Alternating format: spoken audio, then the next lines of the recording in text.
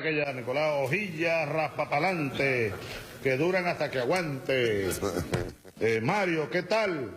¿Cómo está la hojilla hoy, chicos? Anoche te estábamos viendo, Fidel no se pierde la hojilla. Rumbo al socialismo, con Chávez, todos somos sus hijos e hijas. El pueblo es el hijo de Chávez. Para la hojilla, para la continuidad La hojilla. Bueno, la hojilla es el programa más visto de la televisión venezolana, sin lugar a dudas. No lo digo yo, lo dicen los números. El programa con más credibilidad que hay. Y Mario Silva es un gladiador, amado por el comandante Chávez. Mario Silva, amado por Chávez. Valiente, gladiador, inteligente gladiador, él y todo su equipo.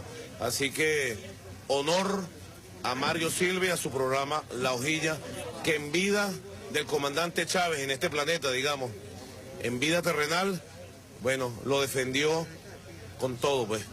Con todo, con los codos, con las uñas, con la verdad, con todo siempre lo defendió. Gracias, Mario Silva. Gracias, hermano. Gracias, Sí. Prepárense.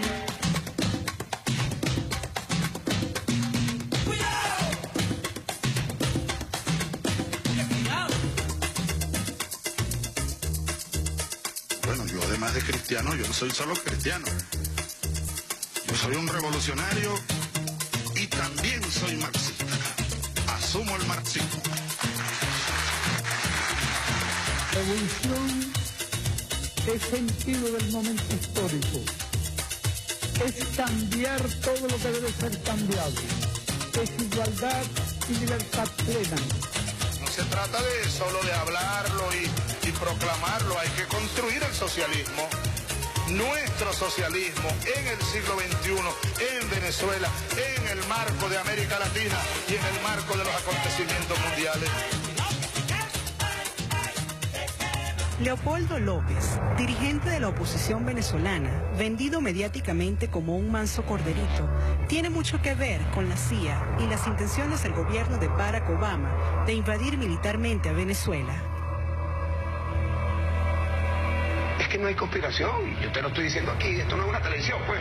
Yo te lo estoy diciendo, se lo estoy diciendo al país, aquí hay que salir de Maduro, hay que salir de este desastre, hay que salir de este gobierno. En la década de 1990, López estudió en una institución vinculada a la CIA. Se trata del Kennedy School of Government de la Universidad de Harvard, conocida por reclutar a oficiales de la Agencia Central de Inteligencia. Allí conoce al general David Petraeus, ex jefe de la CIA, hombre de confianza de Barack Obama en materia de inteligencia y ex comandante de las operaciones en Irak y Afganistán. Petraeus ofrecía conferencias y participaba en debates académicos dentro de la institución y es actualmente profesor del recinto donde se formó Leopoldo López. Well, what we do is respond to Ronald Reagan's call from 30-plus years ago when he made that speech at Westminster. We foster the infrastructure of democracy, as he called for. So we work with local leaders to develop tools that help them to realize their aspirations of democracy. A partir del año 2002, López se conectó con el Instituto del Partido Republicano de Estados Unidos, International Republican Institute, una conocida fachada de la CIA, de quien recibió apoyo estratégico y financiero, que llevaron a López a encabezar la marcha de la oposición golpista al Palacio de Miraflores el 11 de abril del año 2002, que provocó la muerte de decenas de personas y el secuestro del presidente Hugo Chávez. Lo que nosotros hemos visto de la actitud de este gobierno, que ahora se están escondiendo. Ellos eran muy machos, eran muy fuertes cuando estaban en el poder, le tiraron plomo al pueblo y ahora se están escondiendo. Pero aquí se va a imponer la justicia. Ustedes ven cómo la gente está apretujando a las comisiones policiales. 2 años más tarde, siendo alcalde del municipio Chacao, López lideriza junto a Enrique Capriles las acciones violentas de calle, denominadas guarimbas, para forzar la renuncia del presidente Chávez. A los jóvenes universitarios, el llamado es a que se organicen entre las distintas universidades, a que articulen mecanismos no pacíficos para poder expresar su frustración. Pero sus conexiones con la CIA no terminan allí. López es primo de Thor Halvorsen, autoproclamado jefe de la Human Rights Foundation, organización no gubernamental financiada por la CIA, que orquestó el fracasado golpe de Estado contra el presidente boliviano Evo Morales en el año 2009. Un grupo de políticos de derecha, como siempre, que buscaron manipular esa demanda legítima para direccionar hacia un contenido de carácter político, conspirativo y golpista. Documentos filtrados por Wikileaks revelaron que el líder de la oposición venezolana se menciona al menos 77 veces en los cables diplomáticos de Estados Unidos, lo cual coincide con las violentas guarimbas impulsadas por López bajo la consigna La Salida, un intento desestabilizador que dejó un saldo de 43 fallecidos y pérdidas millonarias a la nación. A partir de este momento vamos a iniciar un ciclo de asambleas de calle en todo el territorio nacional. Asambleas de calle con una meta, con un tema a discutir, la salida. La estrategia de la CIA para torcerle el brazo a gobiernos que les resultan incómodos a sus intereses sigue siendo la misma. Reclutar hombres y mujeres apátridas que estén dispuestos a vender su país a cambio de dinero y poder.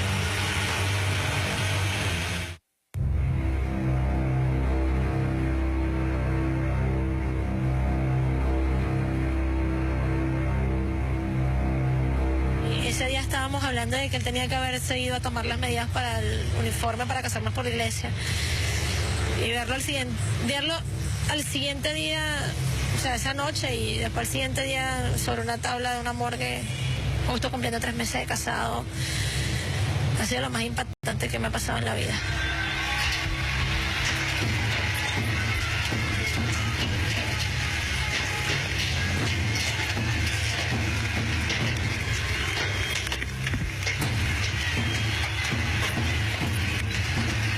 Los manifestantes se estaban surtiendo de la bomba, la gasolina para las bombas Molotov.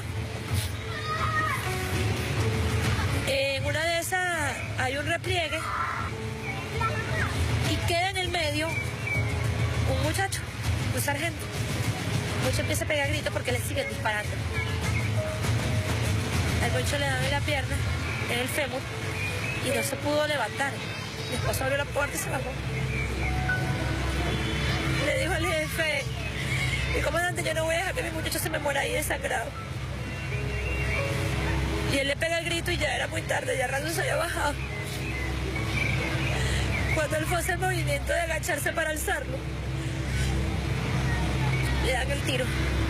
Él cae encima del muchacho y efectivamente se le salvó la vida, porque gracias a su cuerpo, el muchacho logra salvarse.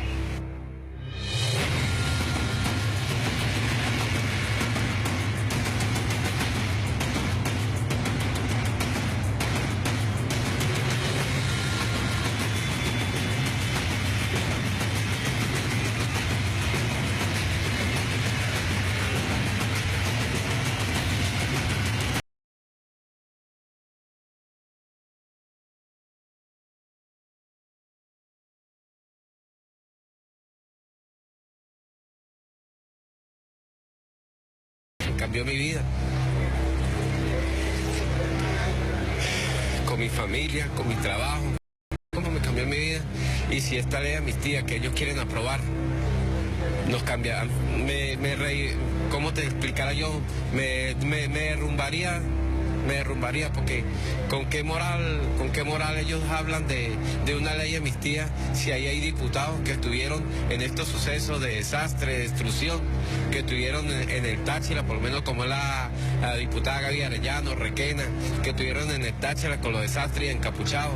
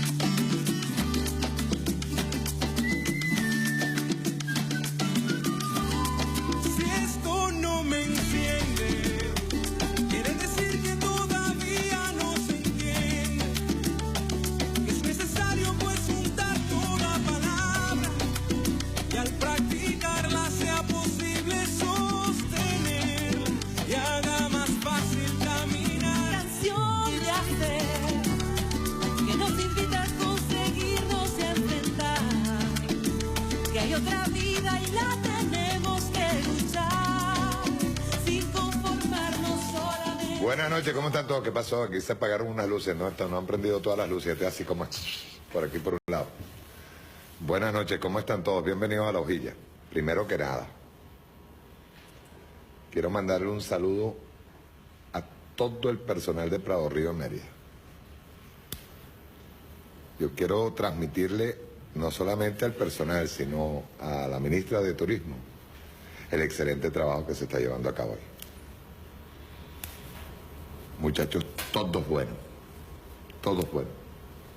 Y están todos graduados de la Universidad de Turismo, que está al lado. Está al lado. Está al lado. De verdad que me vine impresionado. Y el trabajo que está haciendo Marlene ahí está excelente. Me gustó. Me gustó.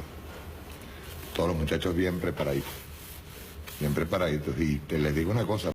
No, me impresionó tanto que sería bueno verlo, chequearlo,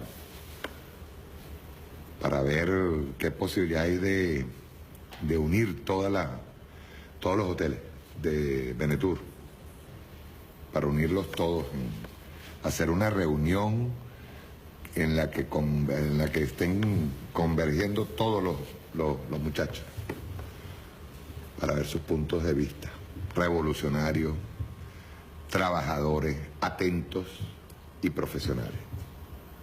Eso es muy importante. Profesionales. Muy bien, muy bien. Quiero darles un abrazo a todos los muchachos ahí en Benetur, en Prado Río. Excelente, excelente. Y a la ministra, un abrazo desde acá. Bien. ¿Por qué comencé con esto? Hoy tenemos un tuazo, pero eso es sabroso. Nosotros llevamos días diciendo que eso es terrorismo. Es más, de hecho, lo convertimos en un eslogan que no debe ser eslogan, debe ser la verdad. No le diga guarimba, dígale terrorismo.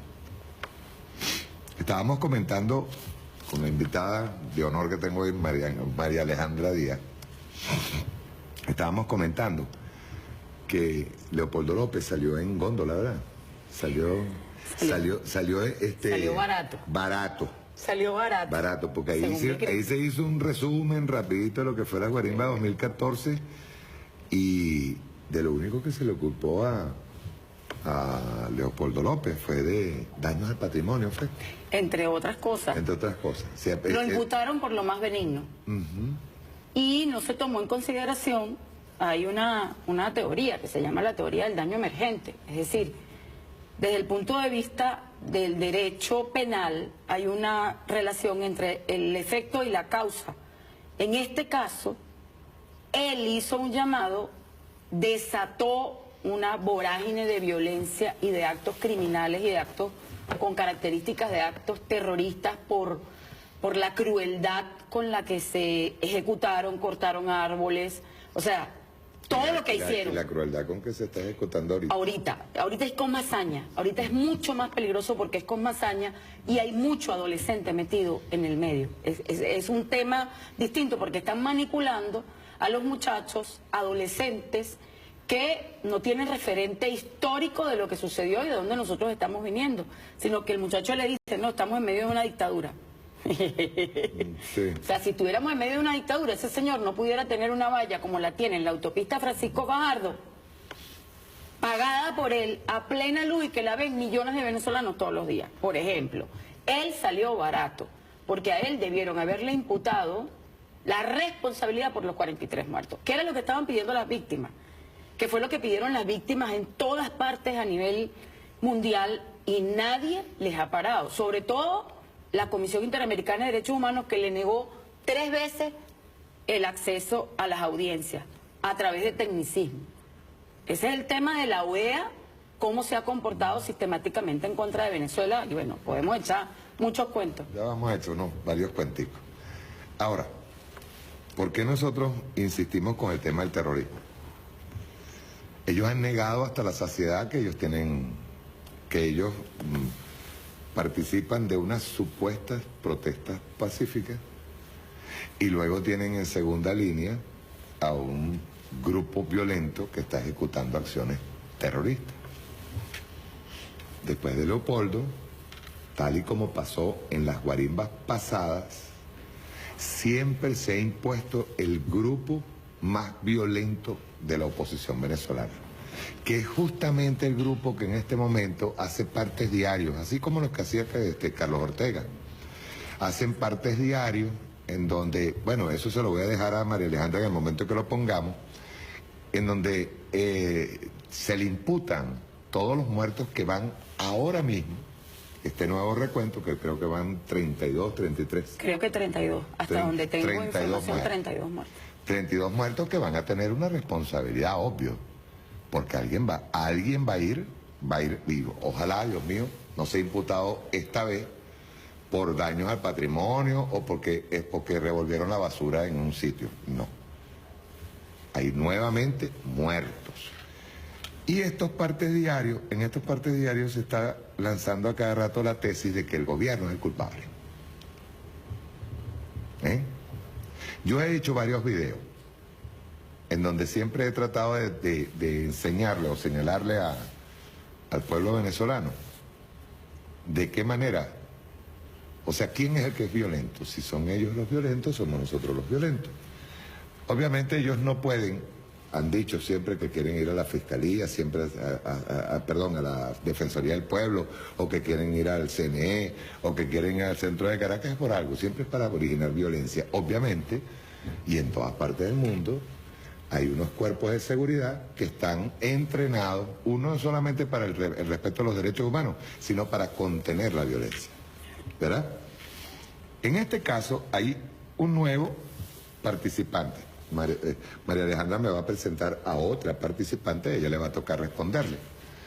Pero hay un nuevo participante, se llama Freddy Guevara. Ojo, la hojilla de hoy va a ser tendencia, porque hoy le vamos a mostrar algo que hemos estado tratando de encontrar en algún lado, que es que alguien de la oposición acepte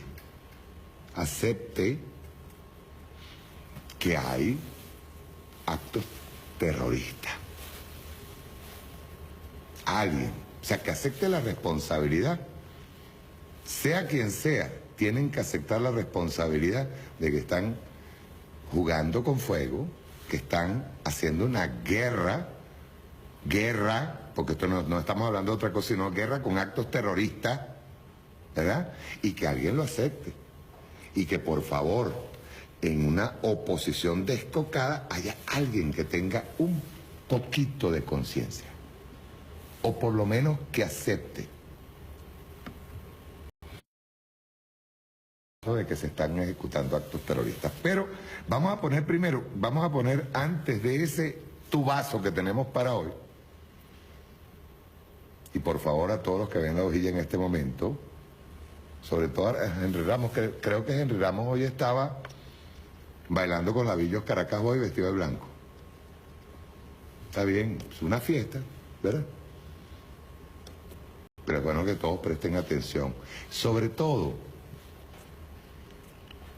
al pueblo consciente. Yo no estoy hablando, incluso a mí me dijo Heriberto en este viaje que hice a Mérida, que lo entrevistamos, eso va a ser para el día martes, me dijo que ya hay gente que no tiene curación, que solamente un golpe extremo. Yo lo creo.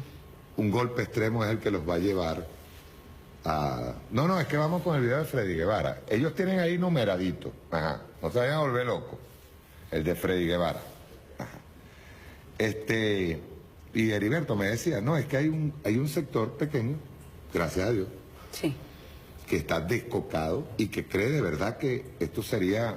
La solución sería que invadieran tipo Panamá y que aquí hay bombas matachavistas y que solamente a los chavistas son los que van a matar y exterminar como cucarachas.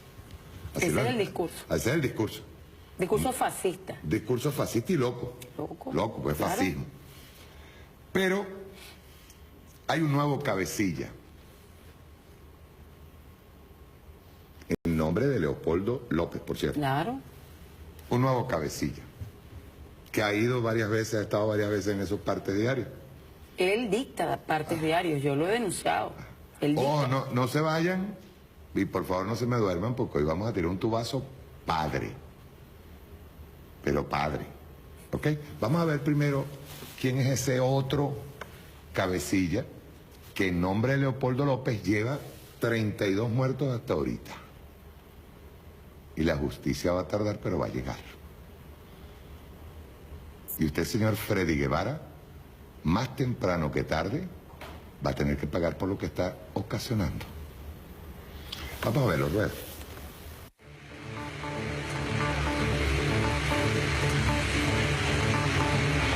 Hey, ¿puedes calmar a Paparoni, Fede? ¿Puedes calmar a Paparoni? ¿Puedes calmar a Paparoni? ¿Qué pasa, Fede? ¿Qué pasa?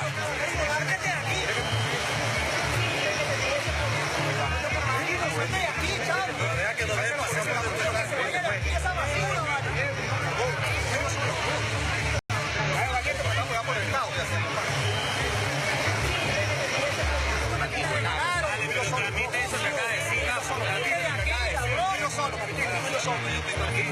yo solo nos damos coñazo ahí. Vamos a dar coñazo con tu novio por ahí. Está viendo quiénes son los que roban. Está viendo lo que son los que roban. ¿Asumirás las consecuencias de esa violencia que se está generando? Ahora que tú me preguntas eso, si sientes que me voy a cagar y voy a decir, no, sí, no. Yo quiero que digas sí o no. Pero escúchame, grave, ojalá otra vez. Yo no tengo miedo de nada lo que haga este maldito gobierno. A mí me eligieron para sacar a esta gente y le voy a echar, escúchame, y le voy a echar gol.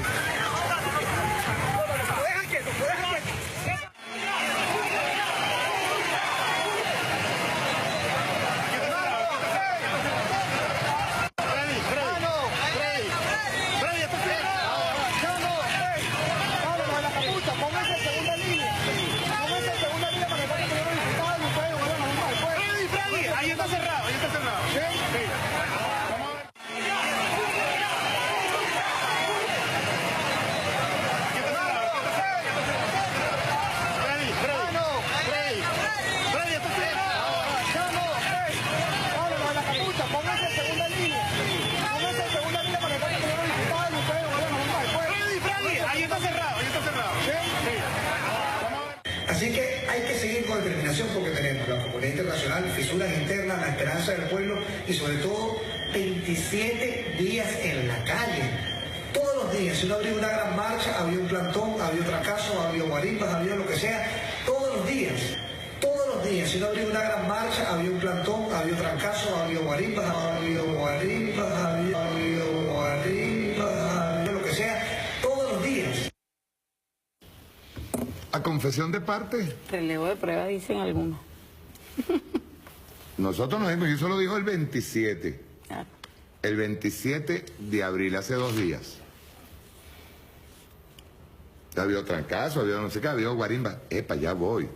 El señor Freddy Guevara más de una vez ha negado. A Freddy Guevara, que siempre se protege detrás de las protestas pacíficas, más de una vez ha dicho que los encapuchados no tienen nada que ver con ellos. Y una personita que tiene al lado dice a cada rato, es más, ustedes saben cómo están haciendo los partes diarios. Mencionan nombre a nombre todas las víctimas, como que si fueran víctimas o que han hecho, que han ocasionado el Estado. Cuerpos de seguridad. Por cuerpos de seguridad del Estado. Sí. No es así. De hecho, el video que presentaste el otro día con Ricardo, que hicieron un análisis, de eso vamos a hablar más tarde, para hablar en concreto qué fue lo que pasó. Claro. Esta señora, y yo te voy, el video, aquí estamos haciendo un híbrido. Sí. Entre el programa de María Alejandra y el programa mío.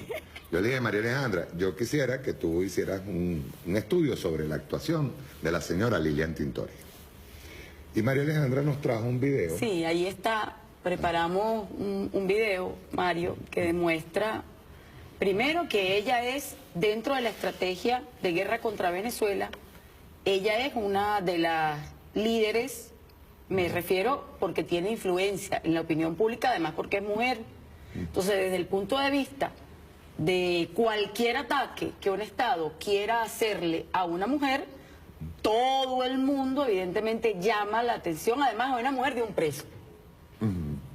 Está utilizando símbolos, comparando a Nicolás con, por ejemplo, con Gómez, el tema de la dictadura. ¿Quién empezó hablando de dictadura fuera del país? es una lobista profesional. Es una lobista profesional. Porque además ella está trabajando directamente con la línea que le baja el marido, que además yo estoy convencida que es un agente extranjero. Él era el candidato de las transnacionales petroleras. La ley de amnistía de este país, la que hizo esta Asamblea Nacional, que hoy es la nada, que lamentablemente se autodisolvió para ellos, por sus actuaciones fuera de la Constitución, ella está trabajando, porque como él no puede ya asumir la vocería, se victimiza porque es la esposa de un preso. Y el que no conoce la historia de este país no sabe la historia de todas estas mujeres. Sobre todo en el exterior. Claro, en el exterior. Es que el discurso es para el exterior, Mario. El discurso no es interno.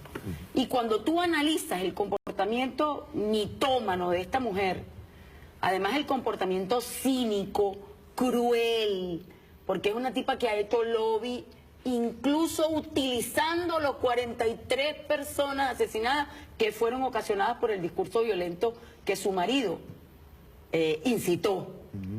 El plan de salida dio como resultado 43 personas muertas. Y quien inicia el plan es él y María Corina Machado, épale. Esa es otra que está metida también en la filita.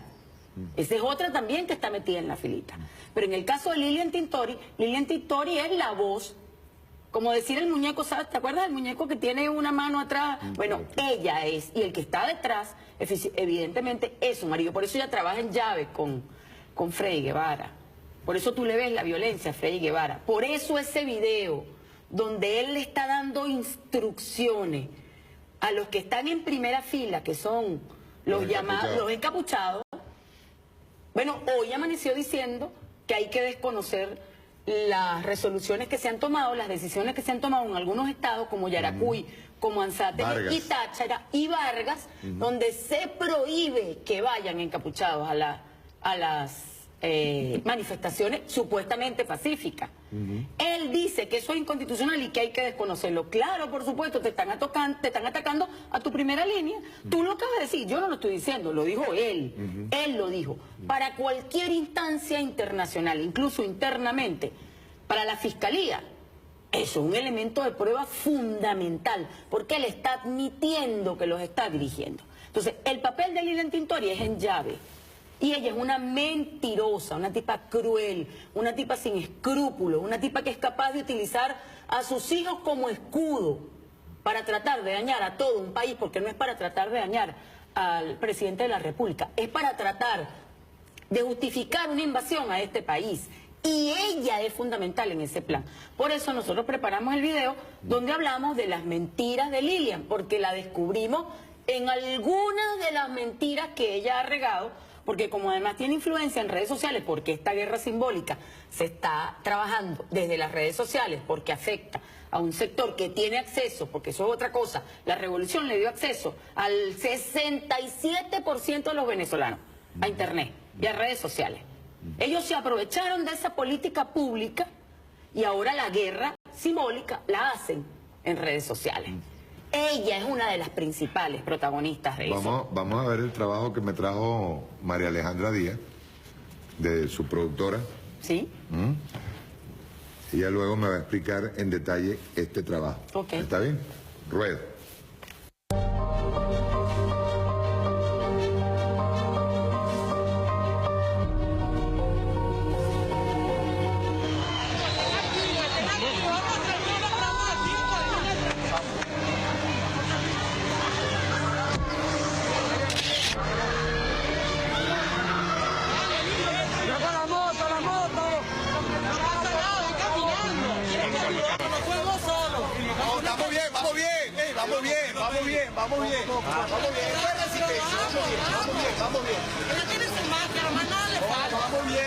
No, tranquilo, para. Vamos bien así vamos bien. Estamos en la avenida Paz, en paz, con nuestra bandera tricolor, aguantando, resistiendo. Arriba.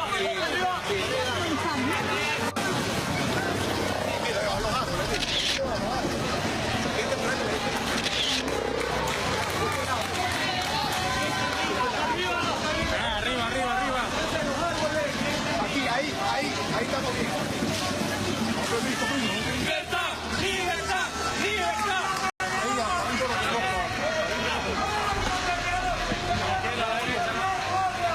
No le quiten la vida, no le quiten la vista a la bomba.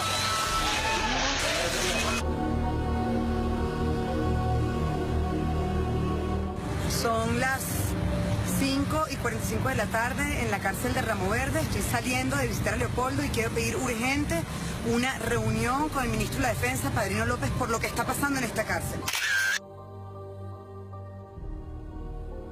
Quiero denunciar una vez más que Leopoldo López sigue aislado en una torre donde no puede hablar con ningún otro preso del penal y que esta torre la maneja la inteligencia militar, el DIGESIM. El trato que le dan a estos custodios es cruel. Leopoldo se mantiene encerrado en una celda durante todo el día. Lo sacan de una celda, lo meten en otra. Lo sacan de esta celda, lo meten en la otra. Lo sacan de esta celda y lo meten en la otra. Y cada vez que lo pasan de una celda a otra, lo desnudan. Le hacen requisas diarias. En estas requisas lo desnudan con trato cruel y amenazante. A Leopoldo no le han pasado más libros. No le tienen acceso a libros. Leopoldo no puede escribir una carta. No puede recibir cartas. No puede comunicarse con nadie. Le quitaron la llamada familiar. La única llamada que tiene derecho el preso de hacerse a sus hijos. Le quitaron la llamada familiar. Leopoldo no tiene comunicación con nadie. Solo con su familia directa cuando venimos los fines de semana a verlo cuando nos dejan pasar. Ahora no le pasan en la prensa. Le bloquearon el periódico El Nacional y Un Nuevo País. Y lo más grave, Leopoldo fue amenazado de muerte por el sargento Corredor. Cuando Leopoldo le preguntó directamente al sargento por qué le estaba diciendo eso, el sargento respondió: yo solo recibo órdenes superiores. La vida de Leopoldo López está en riesgo en esta cárcel.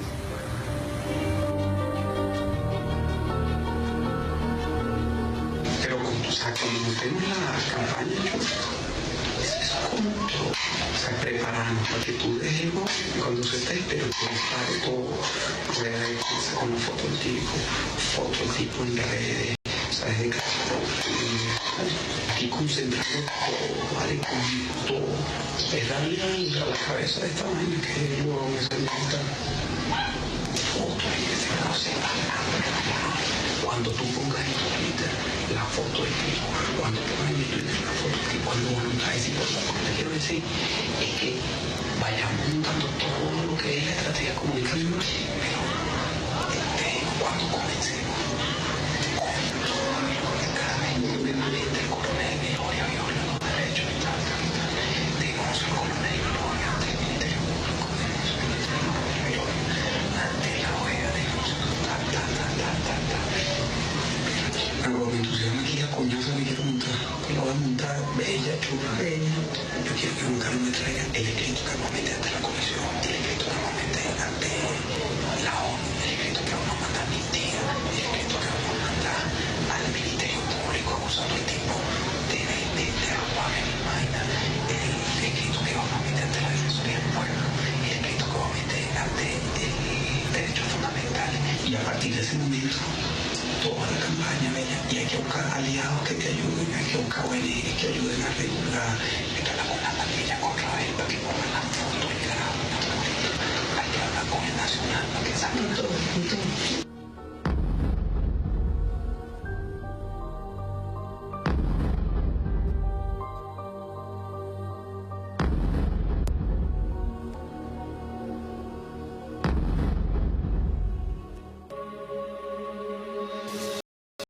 El día sábado fui a visitarlo, no me dejaron entrar, me quitaron la visita.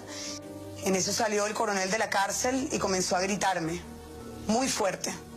Empezó a meterse con mi relación familiar, con mi matrimonio. Empezó a insultarme, a gritarme delante de todos los demás militares. Yo le pedí que no me gritara, que bajara la voz. Y él me decía que si le seguía respondiendo me iba a quitar la visita, que me quería quitar la visita por 6 meses. Y así siguió discutiendo y siguió gritándome delante de todos los militares y delante de todos los familiares que estaban ahí esperando en su cola.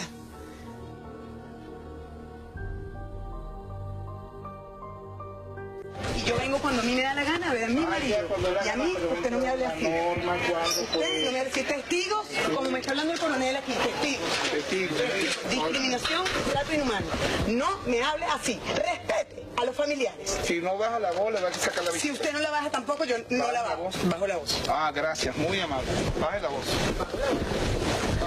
Le voy a decir, no sé si él, lo voy a preguntar ahora, mejor nos sentemos a hablar, porque si a mí no me devuelve mi visita normal, como era arriba, cocinando con mis amigos, con mi familia, con mis hijos, como era antes, voy a denunciarlo directamente a usted con el Vilógrafo.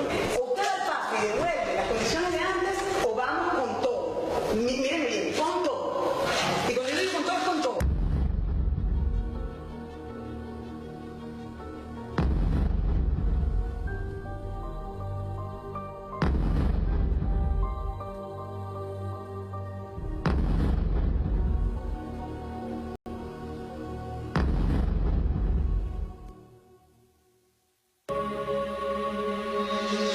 Víctimas que hoy estaban llenas de odio y de rabia, se liberen de ese odio y de esa rabia, que estén tranquilos, porque pareciera muy claro que están ahí porque les pagan por gritar, porque los ponen ahí para sabotear. Quiero buscar justicia, quiero dar con los autores intelectuales y materiales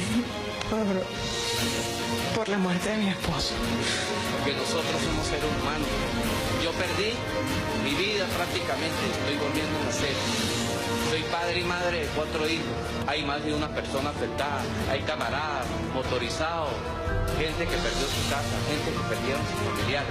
Les pido de corazón que se pongan sus manos. Firmas que tengo yo. Déjame decir. Jamás tu esposo está vivo. El mío no. Mi amor, el mío no. Lo siento. El mío no. Óyeme. Eso tú jamás lo vas a poder cambiar. Tienes razón, el mío está preso. El tuyo está muerto. Óyeme, él está preso. El tuyo está muerto y lo lamentamos muchísimo, mi amor, pero óyeme. Yo he ido a la ONU, he ido a la UNASUR, he ido a Pero a ti se te escucha, a mí no. No hay una igualdad, no hay una igualdad. La parcialidad se ve y se siente, amiga. Eso es lo que no se ve. No, nuestra lucha no es igual. Pero es por todo.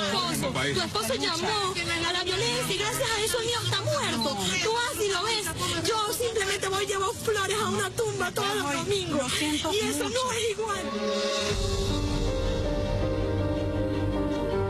Leopoldo está preso, pero todos somos perseguidos. Leopoldo está preso, pero Venezuela está presa. Yo también estoy presa. Todos estamos presos en Venezuela. Yo también estoy presa. Todos estamos presos en Venezuela.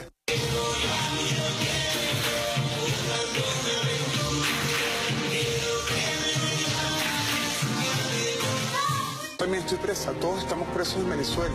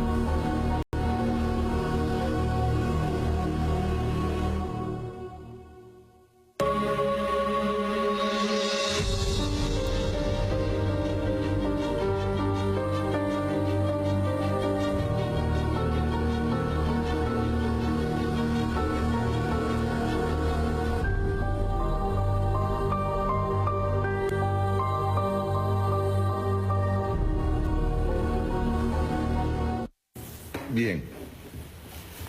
Te doy la palabra. Fíjate, hay que recordar además, Mario, que el único preso que fue acompañado de su mamá y de su mujer a entregarse en razón de que se rebelaron y además ellos tenían la certeza, porque ella lo reconoció, eso faltó allí, ella lo reconoció, de que iban a matarle al marido para achacárselo al gobierno. Y él prefirió entregarse y lo negoció. Y quien lo recibió fue Diosdado Cabello Rondón. Ese señor se entregó, lo fueron a buscar, le dieron todas las garantías habidos y por haber. Yo quiero ver cuántos presos de este país tienen las condiciones que tiene ese señor en su cárcel, en esa cárcel donde está. Yo quiero ver, señora Lilian Tintori, cuántas mujeres de este país pasan y reciben la atención que usted recibe. Usted es un inmoral, usted no tiene moral porque usted utiliza a esos carajitos suyos para dar lástima y para decir que aquí hay una dictadura y además para pedir la intervención de su país. ¿Qué va a hacer usted cuando un loco allá en Estados Unidos se le ocurra tirar bombas? Ah, me imagino que usted tendrá preparado su avión para irse. Entonces usted se compara, incluso tiene un video que es insultante, comparándose con las mujeres de los presos políticos, chicos, de este país entre el 58 y el 98. Es que no tiene moral, es un inmoral. Pero además, ella no lo hace así nada más que porque... No, eso es un guión. Tú lo viste. Una puesta en escena, Mario.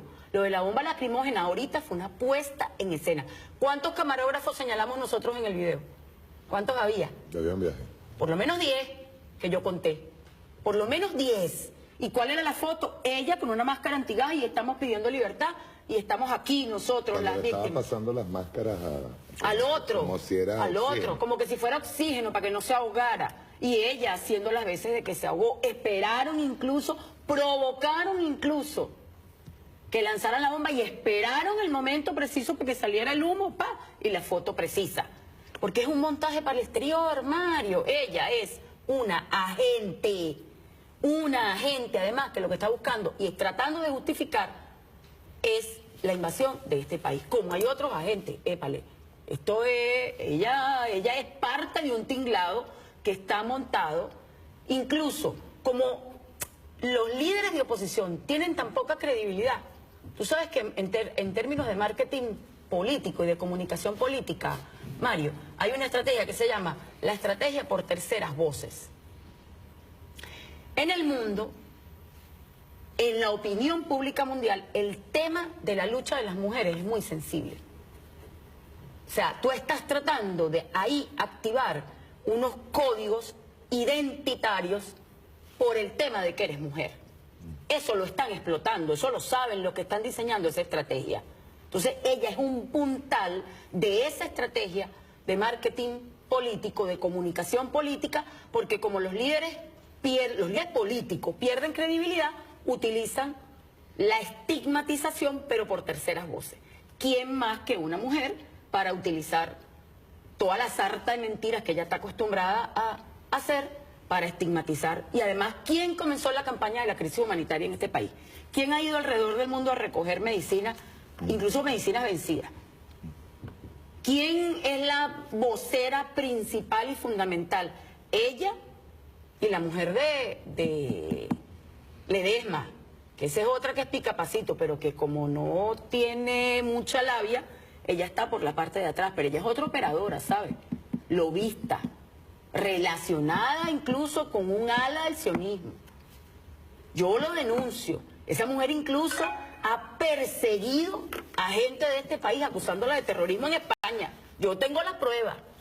Ella no me va a echar cuento a mí que esa historia. Yo sé quién es esa señora. Yo sé quién es esa señora. Esa es otra de las patas de la mesa. ¿Por qué? Porque, bueno, porque el tema de la mujer, una mujer es símbolo de debilidad, de que no la puedes tocar, de que cualquier agresión. Y si alguien ha tenido una política sistemática de protección a la violencia contra la mujer es este gobierno. Mire, hay una cosa que me están enviando por acá y es cierto. Hay cosas que se nos olvidan cuando hablamos de represión en la cuarta. Al camarada comandante eterno Hugo Chávez, y a los militares que estaban presos en Yare, les metían bombas lacrimógenas dentro de la celda. Sí. Dentro de la celda. Y le rompían los libros. Claro. Y a cada momento le allanaban la celda para quitarle los libros. Gracias a Narciso. Un abrazo, Narciso. Eso para que tengamos claro qué era lo que pasaba en la cuarta. No, y lo que hacían con los niños. Yo pudiera decirte en qué casa dormían el papá, la mamá y los hijos del presidente Chávez con la esposa, la primera esposa Nancy, porque llegaban a una casa que era de un familiar mío. Esa historia la conozco yo de cerquita. El trabajo que pasaron, tenían que dormir en colchones. Y esta tipa me va a venir con ese cuento chimbo para hacérselo creer en el exterior. Y ninguno de ellos se quejaba, ¿sabe? Si alguien era humilde y venían desde allá de Barinas a ver a su hijo, eran esos señores, los papás del presidente Chávez, sus hermanos. Llegaban a casa de un familiar mío. No me van a echar cuento. Ella no me va a echar cuento a mí que esa historia. Ella es una descarada, es una mentirosa, pero además es una tipa cruel. Porque yo recuerdo en una de esas hechos que yo relato allí, que relatamos en esa historia, es la audiencia donde él le dice que hay que llevar ante la Comisión Interamericana de Derechos Humanos una carta. Casualmente a mí me tocó ir en ese viaje. Fue el último viaje que hice a la Comisión Interamericana de Derechos Humanos con el doctor Saltrón. ¿Ok? Y a mí me tocó estar junto con Ilenia Medina y otras personas que estaban ahí en el grupo en una audiencia especial que ella pidió para acusar al Estado venezolano de las condiciones que tenía el marido en la cárcel. Y nosotros llevamos entonces el video donde se mostraba todo. Pero esa señora fue tan soez, tan criminal con sus hijos, que se llevó a los dos niños chiquitos. Y ella relató, incluso con detalles, pero era una cosa inverosímil, ¿sabe? Relatando cómo el tipo la acosaba, le pasaba la mano, la tocaba las manos por su parte, delante de su hija, por Dios, ¿cómo te atreves? Bueno, no tiene escrúpulos. Y montando una historia de ese tipo. No tiene escrúpulos, porque no respeta ni a sus hijos. Yo lo vi, nadie me lo contó. Yo lo vi, Mario, yo lo vi. Yo estaba allí en esa audiencia. No tiene escrúpulos. Así que ella, para mí, es eso, una agente más dentro de esta estrategia. Y como mujer, evidentemente, es mucho más difícil atacarla. Hay que tratar con pinzas la situación. Oye, pero alguien tiene que desnudarla, porque además ella es la encargada de dar los partes de guerra junto con el otro señorito de Freddy. A veces utiliza a Polanski, a veces utiliza a Freddy Guevara. Ella va utilizando varios allí. Ahora, hay una pregunta que hay que hacerse. Aquí viene tu vaso.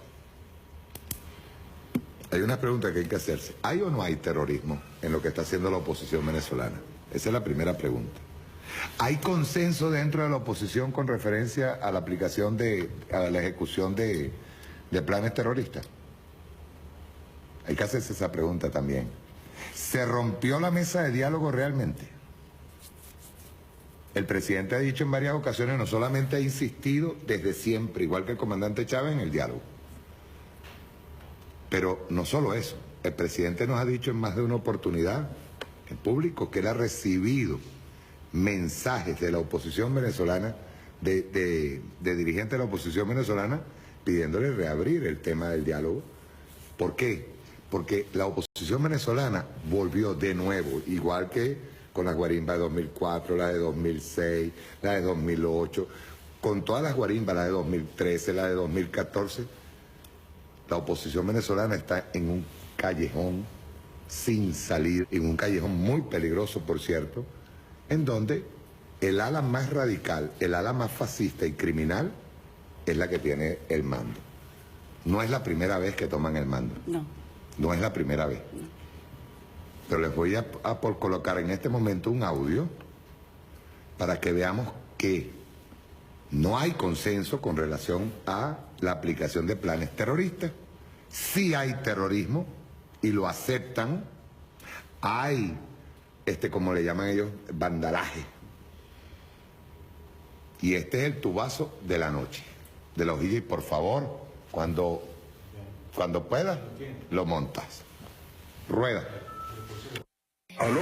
Hola, papi. Hola, buenos días, Leanita. ¿Cómo te va? ¿Cómo amaneces?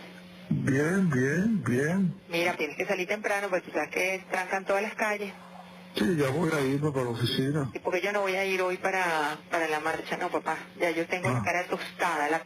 Aunque yo creo que esto va a continuar, esta broma de todos los días, bueno, la calle, la cosa, ¿no? Pero por supuesto, eso no lo dudas ni por un segundo. Sí, por eso, entonces esto va a continuar. Ahora, también en un momento, yo creo que van a tener que sentarse a dialogar, pues. esto así es imposible, papá, porque, mira, no solo que hemos caído ya en una anarquía, sino que además hemos caído ya en el vandalismo. Oye, si ven un poste, lo tiran para el piso. Si tienen que reventar vidrios de un local, lo reventan. Por eso, que buscar una salida a ese problema, pues. Mira, yo no sé, papá, mira, la gente en la calle... Pero ¿cuál es la salida entonces? O sea, nosotros hemos siempre sido de la tesis de que, bueno, primero hay que hacer elecciones regionales, que son las vencidas, después las de alcalde y después las presidenciales. No, papá, la gente en la calle no quiere eso. Mira, eso es muy complicado porque ¿quién se va a ir ya si a él no le toca irse? O sea, esa es la verdad. Si yo me guío por la Constitución, a él le toca elecciones en el 2018. Pero mira, entonces también aquí hay unos grupos de la oposición, cónchale, que andan en eso también. Entonces, esto hay que sentarse a hablarlo personalmente. Henry, fíjate que no se ha sentado más en la mesa, porque, mira, esto es una anarquía, o sea, quieren anarquizar de tal manera el país, porque yo entiendo que tú hagas presión en la calle para que tengan el cronograma electoral de las vencidas, que son las regionales. Y Henry se lo ha dicho a esta gente, sobre todo a la gente de BP, porque es que BP también está muy dividida. Tú ves que hay un lado, que es el lado conservador, que están totalmente de acuerdo con el calendario de elecciones regionales, que son Florido, Marrero, Guaidó, o sea, ahí hay un... Pero entonces está el ala de Tintori, de Freddy Guevara, tú sabes, que son los radicales y que eso es un rollo, pero bueno, yo no te puedo contar. O sea, si ellos pudieran quemar a Venezuela, hoy lo harían. Entonces, mira, también es complicado, no creas. Sí, no, yo lo entiendo. Bueno, y fíjate que Henry ha mandado a Negal o a Luis Aquiles, que son, o sea, los que se sientan en la mesa, que no se sienten más. Porque además de todo, Henry se lo dijo, ya estamos aburridos de que el vocero seas tú, Freddy. O sea, que hay que rotar las vocerías. Entonces, o Capriles o Freddy. Y Henry dijo, no, ya está bueno, si no nos paramos en la mesa y nos vamos. Entonces, claro, hay mucho problema adentro porque... Mira, tú tampoco puedes incendiar el país, pues. O sea, tienes que llamar la cordura también porque, si no, imagínate, ¿me entiendes? Entonces, ese es el problema que hay. Igualito el PJ, mira, el PJ, ya Capriles no tiene nada que perder y ese lo que quiere también es incendiar la calle, pues no tiene nada que perder. Ya se está inhabilitado y no le interesa, no tiene nada que perder aquí. Pero por eso te digo que aquí está, todo esto está dividido. Bueno. Vamos a ver cómo está todo. Un beso. Dale, un besito, te quiero, yo también, chao. Por favor, colócame el video de nuevo porque quiero repetirlo. Esa es la señora de Agostino hablando con su papá del tema interno de la oposición. Es la señora que está al lado de su esposo Henry Ramos. La pregunta que yo me hago antes de repetir el video: ¿y qué hacía entonces Ramos Ayub ayer en Ramo Verde? ¿Por qué? Incluso insultando al defensor del pueblo. Nariciado. ¿Por qué? Si él no está de acuerdo con eso y se lo dice a su señora, ¿por qué estaba ayer en Ramo Verde?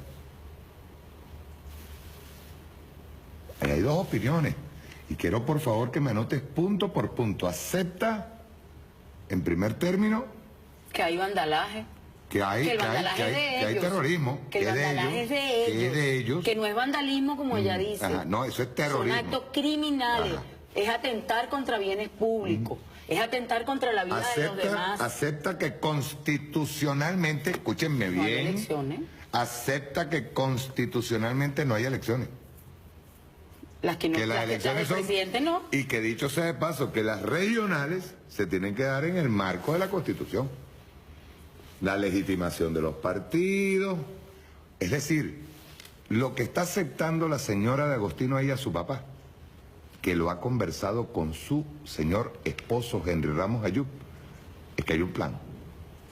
Y que el sector más radical y criminal de la oposición venezolana tiene el poder.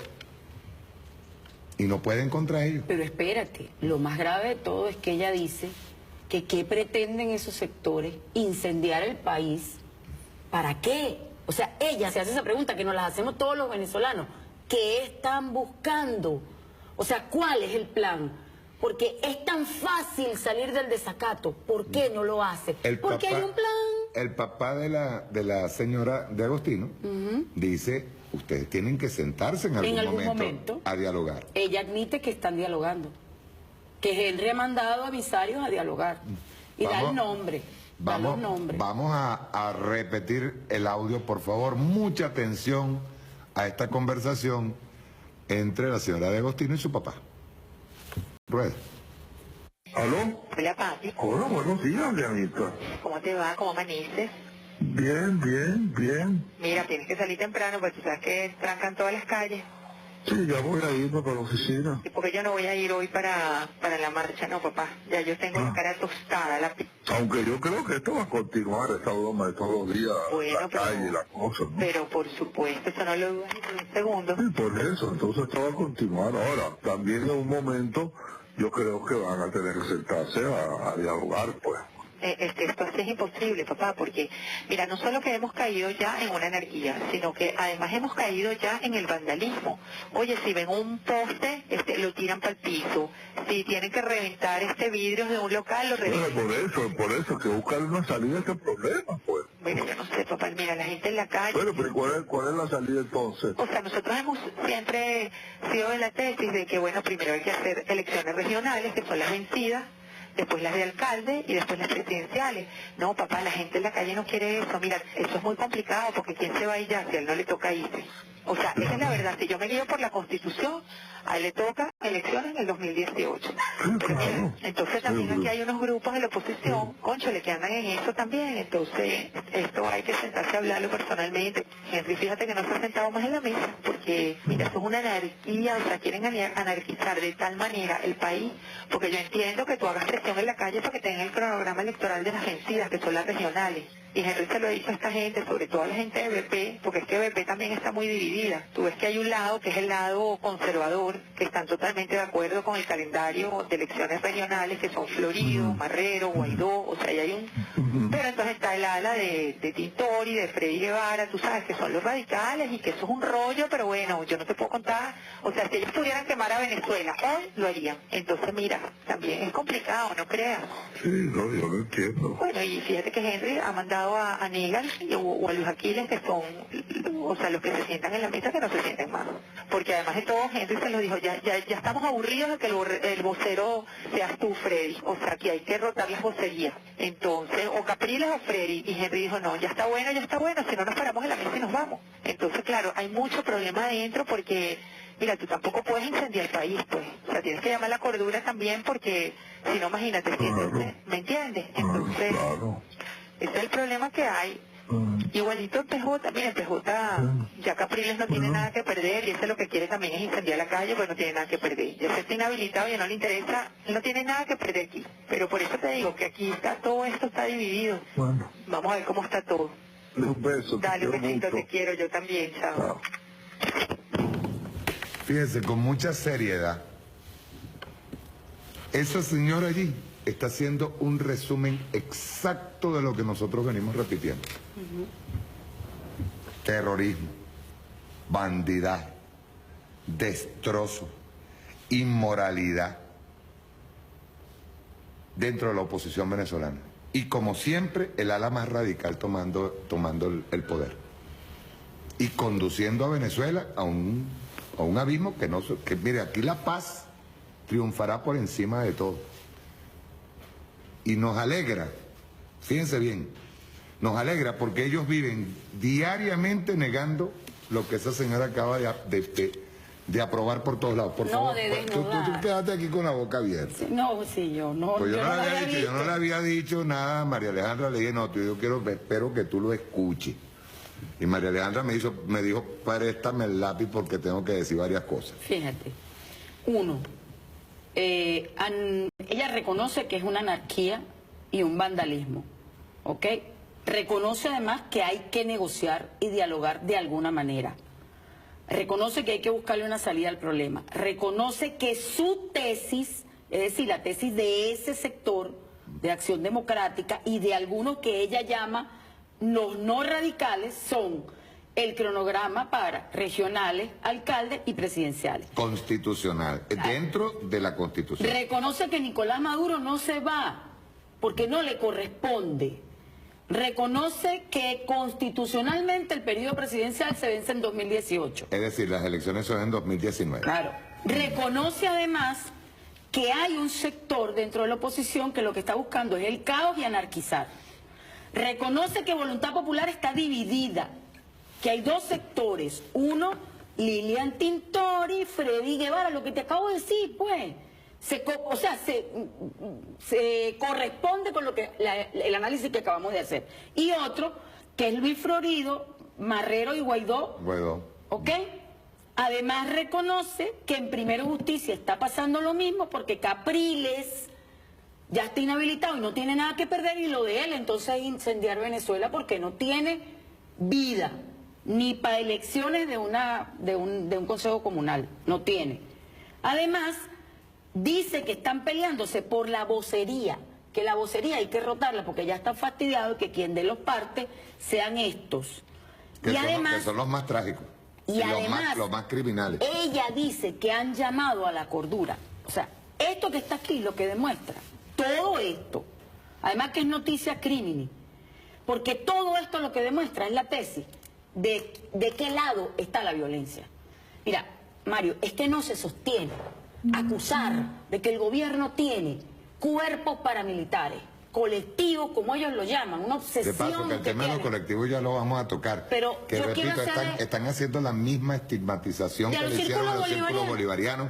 Y nosotros tenemos, ojo, tenemos que hacer pronto vamos a empezar a asomar la labor tan importante que hacen los colectivos. Y no estamos hablando de labor de trabajo, de ayuda, de organización, labor social que hacen los colectivos. Y esta gente ha tratado, sobre todo, mucho por parte de Freddy Guevara y Lilian Tintori, han pero insistido, igual que en el tiempo en que lograron. ¿Lo lograron? Lograron estigmatizar a los círculos bolivarianos. Mario, yo te voy a contar. Cuando en el 2003 empezaron los primeros actos terroristas, que estaba el presidente, yo trabajaba en Miraflores, en el despacho de la presidencia, haciendo análisis de toda la información que le llegaba al despacho al presidente, con el director del despacho. Y yo trabajaba para los círculos bolivarianos. Me explico, yo era abogada de los círculos bolivarianos, pero yo vivo en el este del este. Y recuerdo que llega una persona a contarme que un policía de Baruta, unos comisarios se habían reunido. ¿Te acuerdas de aquella marcha del 23 de enero donde ellos se supone que compraron de todo porque venía la guerra? Sí, porque venían y nos iban a echar aceite. Y al final estábamos bailando ya en la avenida Bolívar. Pero fíjate lo peligroso. Sí. La policía de Baruta fue a una reunión y citó a todos los vecinos. Les dijo que los círculos bolivarianos estaban en las minas, que los círculos bolivarianos eran los que nos iban a atacar. Entonces estaban armando, cuerpos armados de los vecinos. Y a mí fueron a advertirme, claro, yo era nueva en la urbanización, y me fueron a advertir un grupo de vecinos. Entonces yo tomé nota y le pregunté, ajá, ¿y cómo se llama el comisario que le dijo eso? Fulano tal. Y yo pregunté todo y le saqué toda la información. Y después que terminaron le dije, mire señor, ¿usted sabe cómo es la cosa? Yo soy la abogada de los círculos bolivarianos. Todo lo que le están diciendo es mentira. Todo eso que le están diciendo es mentira. Desde ese día, inclusive trataron de meterse en mi casa. Y quien le salió al frente fue uno de mis hijos que tenía 6 años, para que sepa. Y le dijo, se salen de aquí, mi mamá no está aquí. Ese día estamos el 23 de enero. Eso hicieron esa gente, Mario. ¿Y quién era? Primero Justicia. ¿Quién era el alcalde? Capriles Radosky. O sea, ¿de qué me están hablando? ¿Eso es nuevo? No, Mario, eso no es nuevo. Eso que ellos están haciendo lo han hecho desde siempre, porque estos tipos no son demócratas, son fascistas. Acuérdate de dónde vienen, tradición, familia y propiedad. Una pregunta, pero hay una debilidad extrema en los sectores que quisieran hacer política normal. No pueden. No pueden. No pueden. No pueden, por eso es que tiene razón el presidente, tenía razón el presidente Chávez, tiene razón el presidente Maduro cuando dice que necesita una oposición, se busca una oposición. Desde aquí yo llamo, se busca una oposición, den un paso adelante, porque aquí la solución a todos los problemas de Venezuela es desde la política, desde el encuentro, desde el diálogo, desde sentarnos a decir, bueno, esto es lo que establece la Constitución, esto es lo que vamos a cumplir, y no pretender que como tú llegaste con los votos, porque llegaste con los votos a ocupar una de las ramas del poder público, tú desde ahí te vas a convertir en enemigo del país, en enemigo de la Constitución.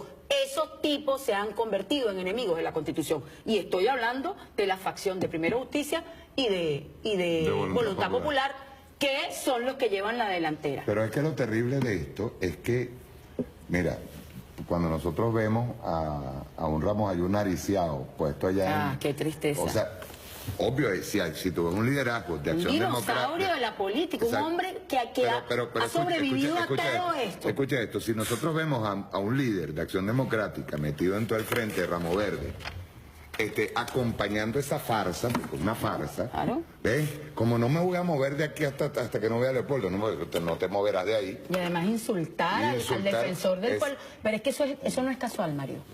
Porque ellos están buscando quebrar al defensor del pueblo para poder tener acceso con... Además, ellos asumen, estoy hablando en términos hipotéticos, ellos asumen que por la posición que asumió la fiscal... en una supuesta estudio de una falta grave o una calificación de una falta grave de un magistrado, porque ¿para qué necesitan ellos llegar a la sala constitucional? Porque la sala constitucional es la que dirime todos los conflictos de carácter político y los conflictos constitucionales.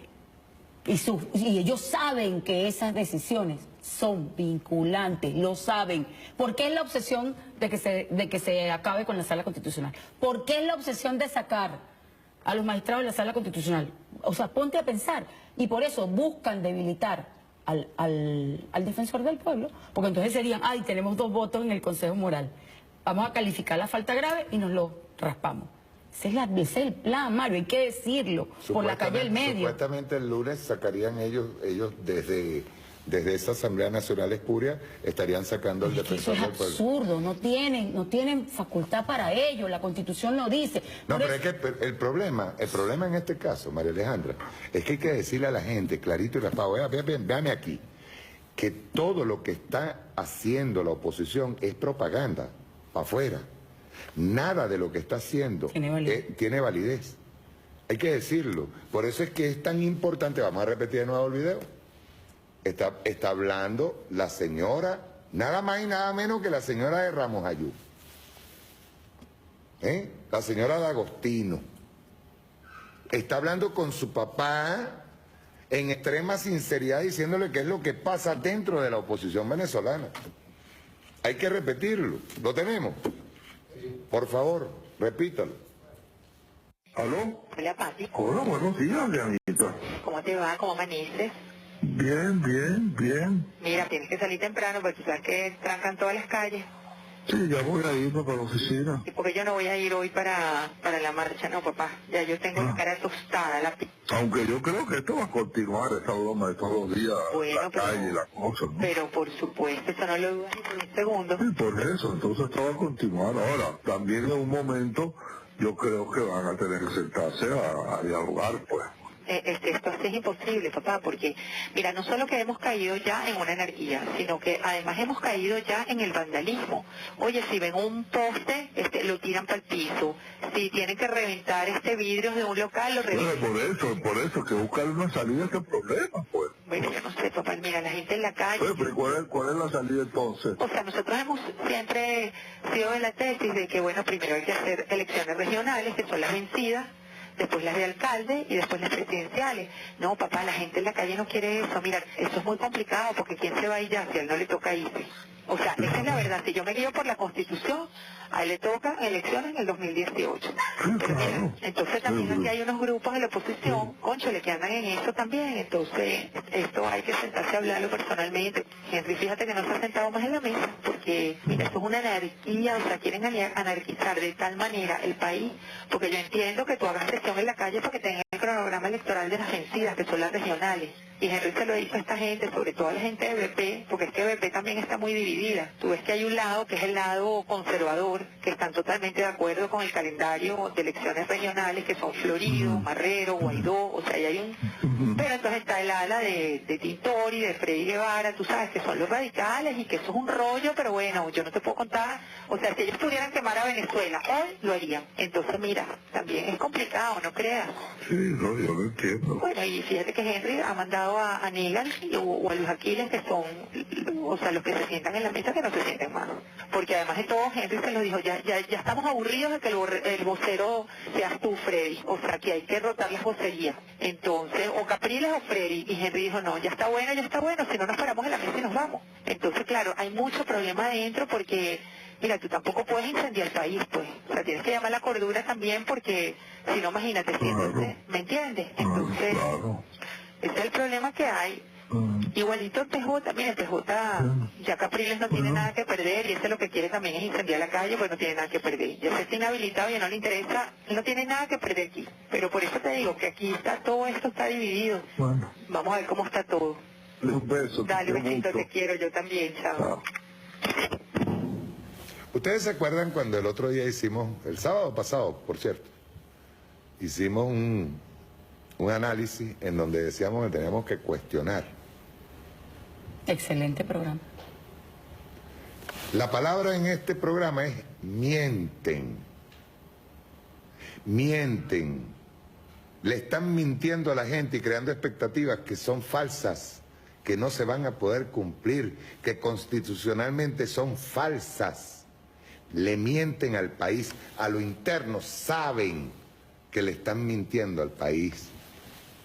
Por eso, ninguna vía de las que están proponiendo, ni la violenta, ni las peticiones a hacer elecciones generales, nada de eso está constitucionalmente sustentado. Y lo saben. Escuchen bien, el tema no es que una Tintori, un Freddy Guevara o un Ramos Ayub salgan al país declarando cosas que ellos saben que son mentiras. La única vía que tienen, y es inviable también, es la del golpe de Estado. Claro. Y no pueden.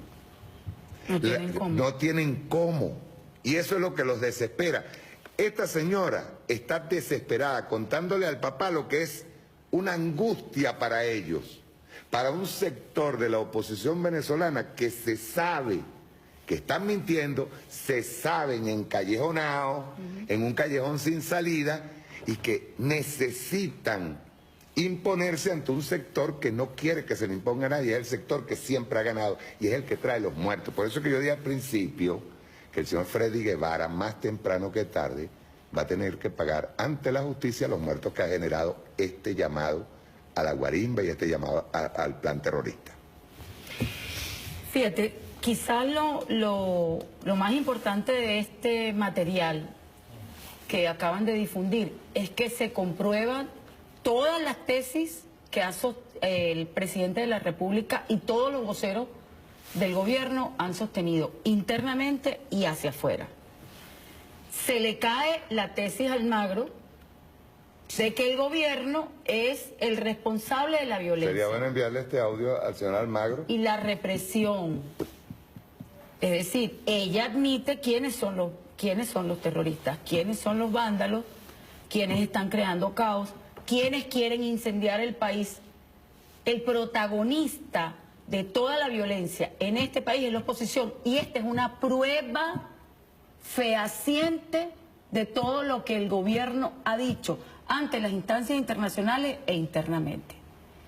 Sí, o sea, ¿cuál otra prueba necesitas tú si no es la esposa de uno de los líderes que hasta ahora sigue siendo el presidente de la Asamblea Nacional? Épale.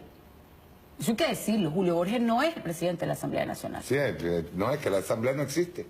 Porque además, hipotéticamente hablando, de existir, ese señor es el que tendría que estar al frente, tendría que llamar a la sesión, ¿ok? Sacar a los 3 señores que no son diputados y escoger una nueva junta directiva. Eso es lo que dice la sentencia, el TCJ. Ellos lo saben. ¿Tú sabes lo que pasa, Mario? Ellos están entrampados en la institucionalidad. Y además hay una característica fundamental en este sector, que es que se les acabó el lenguaje normativo y ellos han empezado con una tesis de imponer lo que se llama la teoría de que yo anuncio que va a pasar algo y eso pasa. El propio Ramos Alú tiene implicación. Te explico por qué. Esa es la profecía autocumplida. Él dice que van a celebrar, bueno, van a conmemorar, honrar a los caídos. Esa fue la palabra que utilizó. Pero que en los próximos días va a haber más caídos. Y al día siguiente, solamente en Mérida, atacaron una marcha que era del gobierno y mataron un poco de gente. Yo estuve con Alexis, de paso les digo, tengo documentos, porque Alexis Ramírez trataron de ver a alguno de los muchachos que mataron. Trabajó por más de 20 años en la universidad, en la ULA, y el rector de la ULA no permitió que lo encadenó las puertas. Encadenó las puertas, pero hay una cosa bien grave. El señor rector, que tengo los papeles de paso, se autovendió un terreno de la ULA. Yo lo mostré, en mi Twitter estaba. Se a mí me pasaron esa autovendió, información. ese mismo. Sí. Se autovendió un terreno.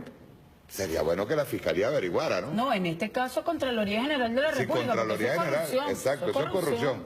Pero es para que ustedes vean, y Alexis estaba muy dolido.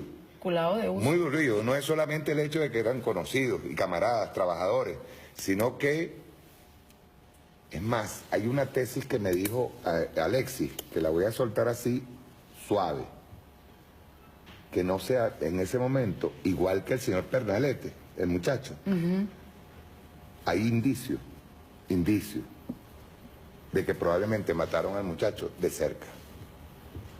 Y estaríamos hablando de un tipo de crimen que está en este momento más preciso para evitar los francotiradores. Sí. Bueno, pudiera ser. Para evitar los francotiradores. Tú sabes que una de las modalidades que se ha utilizado en el marco de estos actos de violencia extrema es la extrema crueldad con la que están actuando. Porque además, fíjate, y es una extrema crueldad, es una puesta en escena específicamente para generar terror en la población. Que la población se sienta con miedo, con incertidumbre, porque eso, desde el punto de vista de la psicología, desestructura el pensamiento, genera duda, genera rabia, genera ira. Y eso caotiza, eso genera una cosa que se llama, estoy hablando en términos de mi querido amigo Eric Rodríguez, una empatía negativa y una disonancia cognitiva. Eso es mucho más fácil permearlos con cualquier información que desde la estrategia de guerra informativa tú diseñes, porque eso está programado. Y bueno, tienes un poco de gente que está programada, a propósito del programa tuyo, que además estuvo excelente, brillante programa, porque les dio en el clavo, porque eso es una programación. ¿Para qué? Para que tú respondas con violencia. En esta oportunidad es mucho más grave. ¿Por qué es mucho más grave? Porque ellos han acudido a sectores que nosotros estábamos atacando con la OLP. Ahí te explicas por qué la campaña sistemática de supuesta... ¿Te acuerdas que ellos supuesta violación de derechos humanos? Ellos llevaban una campañita, una campaña de que en la OLP se estaban violando los derechos humanos. Resulta que estaban protegiendo a sus mismas bandas criminales. Esas son las que salen de noche a aterrorizar a la gente, con armas de fuego. Mataron, yo tengo un conteo por lo menos de unos 19 efectivos militares heridos, y hay un muchacho que lo mataron, un francotirador en Los Teques. ¿Y quiénes están detrás de eso? Es decir, los vándalos se activaron solos, se volvieron locos y salen de noche, aterrorizan a la gente, atacaron un materno infantil, que además está vedado, mira, en el derecho humanitario de la guerra, así se llama el término. Hay sitios que están vedados, Mario, vedados por la normativa internacional. Uno de esos sitios son los hospitales. Bueno, los Estados Unidos no le ha parado a eso. Sí. Ahí está Siria destruyendo todos los hospitales. ¿Sabes qué me llama la atención? Que tú sabes quién reveló ahora, o confirmó, mejor dicho, toda esta tesis de la cual nosotros estamos hablando, en una entrevista que no tiene desperdicio. Bashar al-Assad. Sí. La hizo Telesur con Rolando, me parece. Bueno, él allí incluso revela cómo actuaban los paramilitares de noche. ¿Tenemos la noticia? Sí, la tenemos por allí, para pasarla. Ves que vamos a tener poco tiempo para hablar sobre la OEA y sobre la supuesta inconstitucionalidad. Ok. Bueno, pero vamos a hacer algunas menciones interesantes. Vamos a ver lo de Bashar al-Assad. Rueda. Es normal que haya una similitud, dado que el plan es el mismo y el ejecutor es el mismo.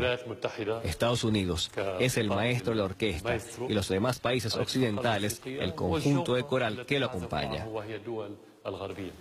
Sudamérica en general y Venezuela en particular habían constituido el patio trasero de Estados Unidos durante décadas pasadas. El patio del cual los países occidentales y sobre todo Norteamérica o Estados Unidos lograban sus intereses económicos a través de la influencia de las grandes transnacionales dentro de vuestros países. Mientras que los golpes de estados que se sucedían durante los años 60 y 70 fuesen estos golpes militares o políticos, tendían a consolidar el control de Estados Unidos sobre los intereses de vuestros pueblos. Pero Latinoamérica se liberó durante los pasados 20 años y obtuvo su autodeterminación. Sus gobiernos empezaron a defender los intereses de sus pueblos, algo que es inaceptable para Estados Unidos, por lo cual se aprovechan ahora de lo que ocurre en el mundo.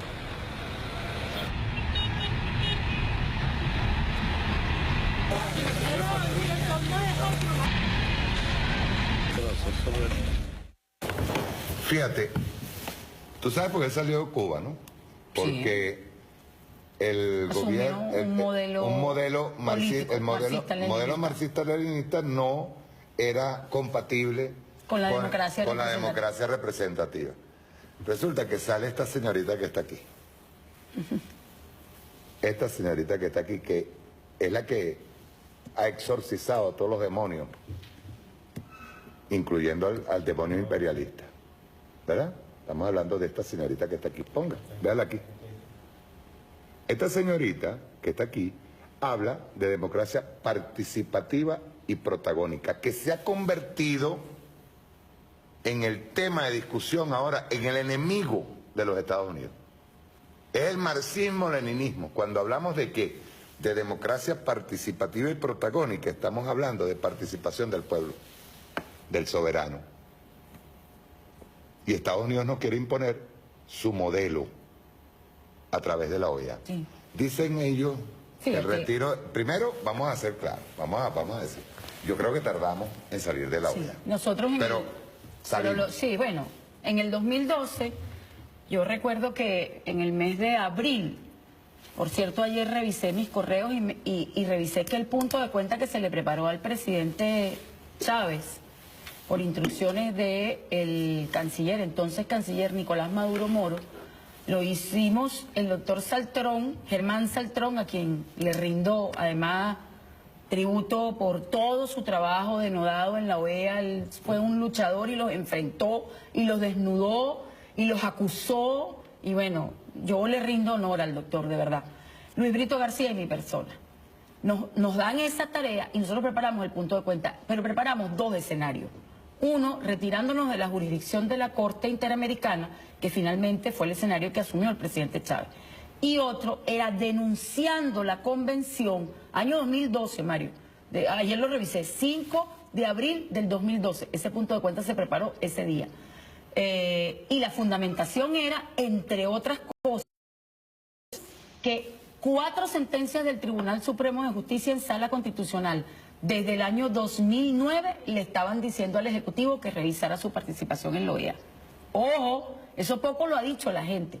El Tribunal Supremo de Justicia en Sala Constitucional en este país le dijo en por lo menos 4 sentencias al presidente Chávez que le recomendaba que revisara su participación en la OEA. El presidente Chávez no asumió esa, sino que asumió que había que dar la pelea desde adentro. Y ahí estábamos dando la pelea, pues, estuvimos dando la pelea.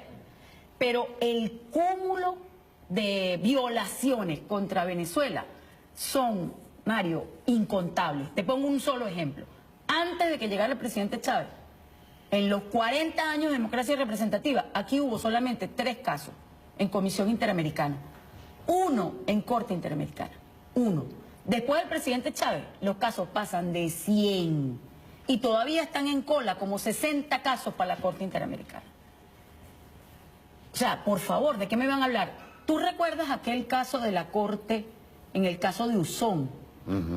Nosotros obtuvimos... Cuando supuestamente se utilizó Napán. Hay un video que yo les recomiendo que lo busquen. Yo lo tengo, se llama La Corte Imperial. Los secretos de la Corte Imperial. Los secretos de la Corte Imperial. Bueno, yo te cuento, eso se hizo fuera de la sede habitual en Costa Rica. Se hizo en República Dominicana porque como el señor Usón tenía o tiene todavía una orden de captura internacional que está viva él no podía salir de República Dominicana. Entonces se hizo en la Corte Suprema de República Dominicana.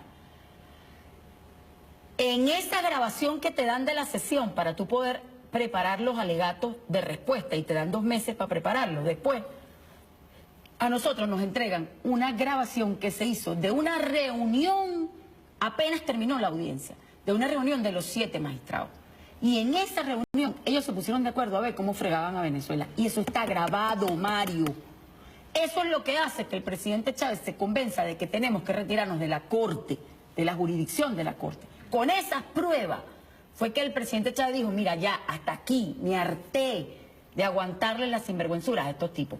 Lo mismo está sucediendo ahorita. Es decir, la OEA no es sino el instrumento para justificar la invasión a través de la tesis de la responsabilidad de proteger, porque el gobierno venezolano ha sumido al pueblo en una crisis, no es capaz de respetar sus derechos humanos y encima ahora los está reprimiendo. Yo no sé qué va a pasar ahora cuando la esposa de uno de los líderes de la oposición admite que ellos son los responsables de la violencia. Vamos a ver dónde queda el discurso de Almagro, porque eso es una prueba fehaciente ante los organismos internacionales y yo pido que se empapele el mundo y que podamos ir a todas partes con estas pruebas que acabamos de obtener para garantizar la paz y para evitar que ellos invadan el país, porque ese es el plan de los gringos. Ahora, ¿cuál es el problema de la OEA?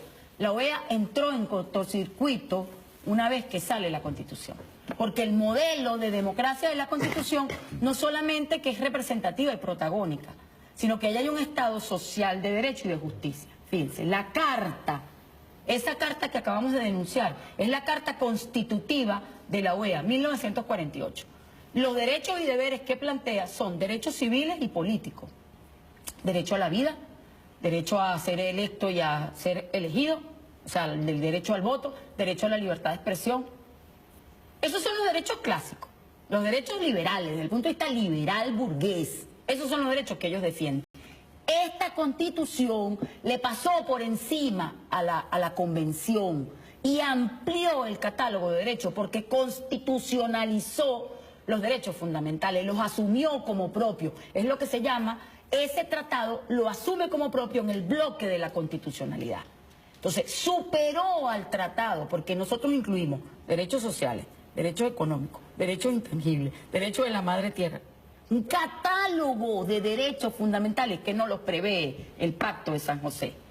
Entonces, ¿qué pasa? Cuando nosotros denunciamos el pacto, fíjate, cuando se crea la OEA, se crea a través de ese documento constitutivo donde están derechos, deberes y la forma de organización de la OEA, con la Comisión y la Corte. Ok, si tú denuncias el tratado, no te puedes quedar dentro de la organización porque el tratado prevé derechos, deberes y la forma de organizarte. Tienes que denunciar todo. ¿Me explico? Entonces, ¿qué pasa? Ellos ahora andan diciendo que no podemos denunciar el tratado porque según el artículo 23, el tratado forma parte de la constitucionalidad. Lo cual es una tesis que ellos tienen razón cuando dicen que esos derechos los asumió. Es verdad, están constitucionalizados. Pero el problema es que hay un tema de soberanía. Ese es el gran dilema para la oposición. Los Estados Unidos de Norteamérica, Alemania, el Tribunal Constitucional Español, cuando hicieron el análisis de algunos tratados de la Unión Europea, con el fuero interno, dijeron, épale, ya va. Hay temas que yo no puedo ceder, porque es un tema de soberanía. Entonces estos tipos no acaban de entender que para interpretar los tratados internacionales, tú los tienes que pasar por el tamiz de la constitucionalidad. Y quien lo analiza es la Sala Constitucional. Y la Sala Constitucional ha dicho, por lo menos en 4 o 5 sentencias, si mi memoria no me falla, una de ellas, maravillosa, la 1077, es una hazaña de soberanía, donde asumen la tesis, es una tesis además del Tribunal de la Corte Suprema norteamericana, donde ellos dicen la soberanía es un derecho absoluto. Ah, pero qué bien, la soberanía es absoluta para ellos, por eso no firmaron la Convención Americana. El Pacto de San José, los Estados Unidos y Canadá no lo firmaron. ¿Sabes por qué? Porque asumen la tesis de la soberanía frente a cualquier cosa. Ah, pero entonces sí es bueno para ellos, pero para nosotros no. No. En este caso, el gobierno nacional, el presidente de la República, que además constitucionalmente maneja las relaciones internacionales, le dijo a la OEA, chao pescado, me cansé de tu visión, me cansé de que me estigmatizara, me cansé de que me acusara. De una campaña. Épale, Mario, a partir del año 2002, otro dato, a partir del año 2002 fracasa el golpe. Las cosas que te mandé la carta, donde Santiago Cantón reconoce al gobierno de Carmona y llama. Nadie sabía quién era el canciller. Bueno, Santiago Cantón le manda una carta a ese canciller, para que sepa. Eso está. ¿Y cuándo lo descubrimos? Lo descubrimos cuando el doctor Saltrón entró en la agencia y porque una secretaria nos oyó al doctor Saltrón haciendo toda la exposición y acusando a la OEA de cómplice del golpe de Estado, porque en eso Saltrón era frontal, siempre lo fue. Y esa secretaria se nos acercó, Mario, y le dijo, mire, y nos entregó la carta. Nos enteramos en el 2007 que habían reconocido el gobierno de Carmona, por favor. Pero además de todo eso, como el golpe de Estado no se dio, se les cayó el avión. En el 2003 aparecimos en el informe de países que violan sistemáticamente. Vamos a ver, yo quiero pasar ese video. Me va a quitar tiempito, me va a quitar 10 minutos, pero 9, 10 minutos. Pero quiero verlo. Eso le llamaban la Corte Imperial. Los secretos de la Corte Imperial. Los secretos de la Corte Imperial. ¿Lo tenemos allí listo? Rueda. Los secretos de la Corte Imperial.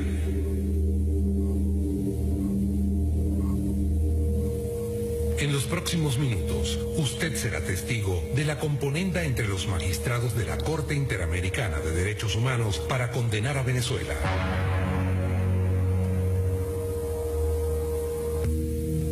Usted será testigo de cómo se fraguó una sentencia previa.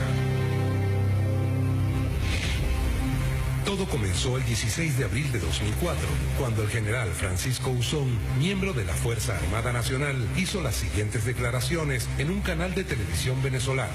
El funcionamiento y la forma como este equipo se prepara para su uso evidencia que existe premeditación importantísima, porque la mezcla... O sea, producto de una rabia. No, exactamente, esto fue premeditado, porque inclusive la mezcla... La forma como los ponen en fila, en formación dentro de la celda, o sea, ya eso te determina... Pero hay algo que el público sería interesante que supiese, que es que la mezcla que se utiliza es una mezcla de gasolina con napal. Para el lanzamiento. Para utilizar el lanzallamas. Es como una especie de cosa de acetileno de esa que se pone una llama. Un yaquero gigantesco. A ellos los pusieron en fila. En formación, pero detrás de la reja. Detrás de la reja. Encerrados. Y entonces la persona estaba afuera. Eran varios. Eran varios los que portaban el lanzallamas. Los grados de las personas que estaban presentes y había uno que estaba manipulando. Los encendieron y por supuesto los que estaban delante recibieron un fuego mayor que debe ser el que ha muerto y los que están prácticamente en estado de coma. Exacto, y era una celda para 4 personas y estaban 8 soldados ahí, lo cual te indica que por eso no estaban todos en formación así, sino que había unos delante y otros detrás. Porque eso involucra directamente a la jefatura. Sí, porque se supone que un artefacto de esos tiene que ser ordenado. Y está en depósito y requiere de un cierto procedimiento para sacarlo del depósito. O sea, aquí esto es muy grave. A nosotros nos gustaría que la Foforito mostrara los videos de cómo los cubanos mandan dentro del Fuerte Piuna. Claro, el video que yo mostré, por cierto. ¿Le parece a usted, general? Claro que sí. Muestran únicamente una cara de la moneda. Sí. Por estas declaraciones, el juzgado militar primero de juicio condenó al general Usón por injuria y ofensa a la Fuerza Armada Nacional a cumplir la pena de 5 años y 6 meses de prisión, de los que solamente cumplió 1 año y 3 meses. Tras salir de la cárcel, el general Usón acude a la Comisión Interamericana de Derechos Humanos para acusar a la nación. ¿Pero qué es la Comisión? ¿Qué es la Corte? La OEA tiene 2 organismos, la Comisión y la Corte Interamericana de Derechos Humanos. La Comisión es un órgano receptor de las denuncias y la Corte es el tribunal que sanciona las violaciones de los derechos humanos. ¿Cuál es el procedimiento para ventilar este caso? El general Usón introduce una demanda ante la Comisión y esta acusa al Estado venezolano ante la Corte. La Corte fija la realización de una audiencia pública donde se presentan los representantes de la presunta víctima, los representantes de la Comisión y del Estado. Se escuchan los alegatos de las partes y se concede un periodo de 2 meses para que las partes presenten sus conclusiones finales. En este periodo de 2 meses, las partes preparan y presentan sus alegatos finales. Después de presentar las conclusiones finales, la Corte se toma aproximadamente 4 meses para publicar la sentencia. A continuación, mostraremos pruebas contundentes de cómo los magistrados de la Corte, el mismo 1 de abril, inmediatamente después de la audiencia, se reúnen de forma clandestina y tendenciosa para acordar una sentencia adelantada.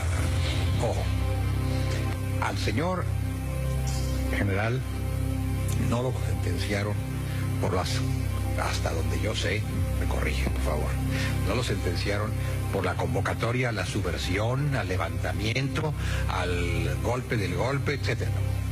No, sino por haber manifestado ciertas cosas a propósito de ciertas heridas que habían sufrido unos soldados, con motivo del manejo torpe o malicioso de un lanzallamas. Por eso lo condenaron.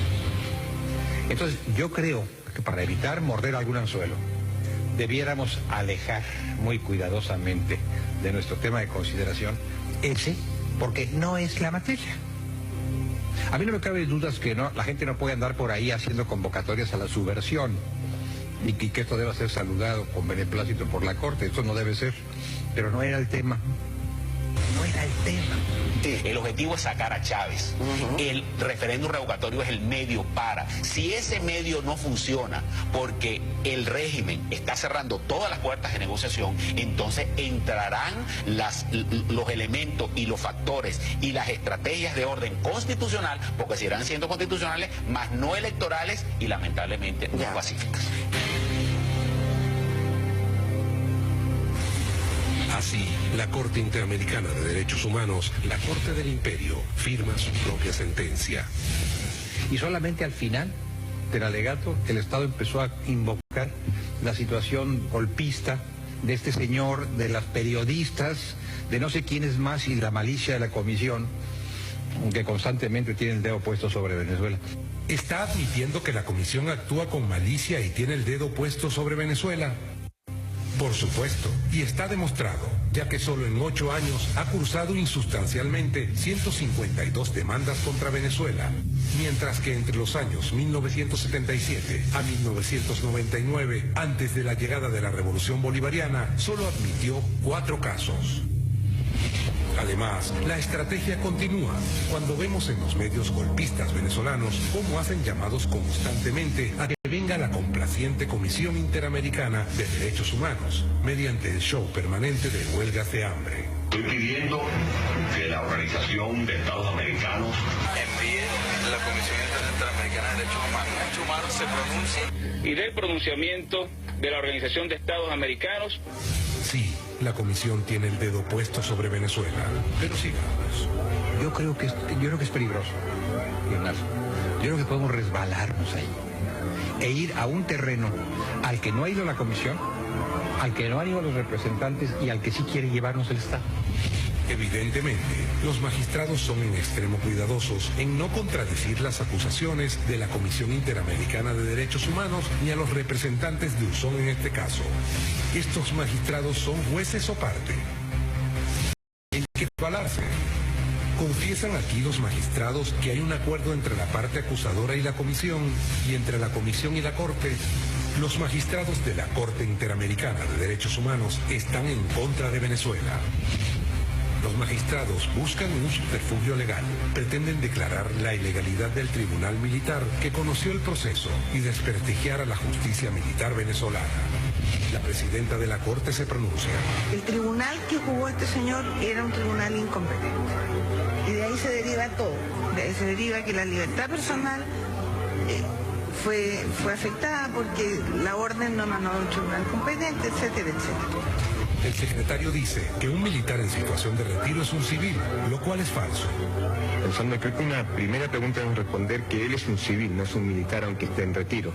Pero dejemos al propio general Francisco Usón que nos aclare esta duda. Coincidencialmente yo soy oficial de ingeniería. De acuerdo a la legislación venezolana, es exactamente eso, un militar en situación de retiro que sigue perteneciendo a la fuerza. ¿Dónde reside la trampa? La Corte redacta una sentencia el mismo día de la audiencia pública. No espera que las partes preparen sus conclusiones finales. No espera los 2 meses que la misma Corte estableció. Tampoco se toma los 4 meses para preparar la publicación de la sentencia. Por si esto fuera poco, la grabación demuestra cómo la Comisión y la Corte están confabuladas para condenar a Venezuela. Pero no solo se juzga anticipadamente, los magistrados se lamentan por lo bien preparada que fue la defensa de Venezuela en este caso. En segundo lugar, me llamó la atención enormemente el grado de preparación del Estado para la defensa de este caso. Resienten que se los obligue a trabajar y a buscar argumentos rebuscados para construir la decisión contra Venezuela. Entonces, se puede construir un párrafo o una parrafada, combinando ambos elementos. Ante las reiteradas preguntas o de la revisión del expediente, quedó claro que las expresiones que motivaron una reacción punitiva de parte del Estado fueron estas. Y no estas otras a las que también se ha referido el Estado. Se está construyendo un artilugio legal que significa una parrafada. Más adelante sigue el mismo magistrado. No tiene que ver con aquellas, no estamos aprobando las otras expresiones a las que el Estado se ha referido. No las estamos aprobando porque no nos estamos refiriendo a ellas. No, de acuerdo, la palabra que se quiere usar, no la estamos convalidando. Hemos discutido todo lo que queríamos discutir, yo creo que estamos relativamente claros y efectivamente el resto es un problema de redacción. Yo tengo un problema de principios con decir que no lo estamos condonando, que no lo estamos aprobando. Tengo un problema de principios con eso, porque yo creo honestamente que no deberíamos hacerlo. Pero veamos el borrador de la sentencia y ahí decidiremos. Pero estamos de acuerdo, básicamente, en para dónde va esta sentencia. Estas fueron las conclusiones de la presidenta de la Corte. Son sus palabras. El Estado venezolano no había concluido su defensa. A meses de la fecha prevista, ya los magistrados condenaron a Venezuela. Ya tienen acordada su sentencia previa. La malicia de la comisión constantemente tiene el dedo puesto sobre Venezuela. Un llamado a la rebelión. Una parrafada. Yo creo que podemos resbalarnos ahí. Golpe del golpe. Un llamado a la rebelión. Una parrafada. La malicia de la comisión constantemente tiene el dedo puesto sobre Venezuela. Gracias al documento presentado, la Corte Interamericana de Derechos Humanos ha demostrado ser un brazo ejecutor de la política norteamericana al usar las instituciones de la OEA para condenar a Venezuela sin permitir el legítimo derecho a la defensa.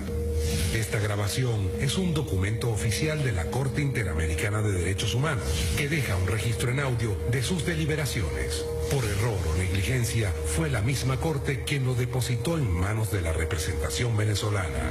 Estamos de acuerdo, básicamente, en para dónde va esta sentencia.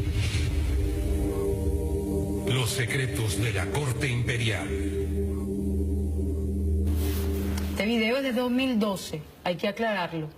Y esta situación, este documento, cuando se le presentó el informe al presidente Chávez evidentemente ordena, hagan la revisión, vamos a retirarnos de la Corte. Este video fue unos meses antes, no fue específicamente en 2012, pero unos meses antes por el caso Buzón Ramírez que se juzgó en República Dominicana. Y bueno, la actitud valiente, la actitud siempre irreverente del doctor Saltrón al frente, hasta hace poco, de la Agencia del Estado, permitió que llegara esto a nuestras manos y nosotros armamos esto, nosotros armamos todo esto que ustedes ven, se armó desde la Agencia del Estado, para poder demostrar cómo estaban tratando al país. Entonces ahora me van a venir con el cuento de que lo de Almagro es pura casualidad.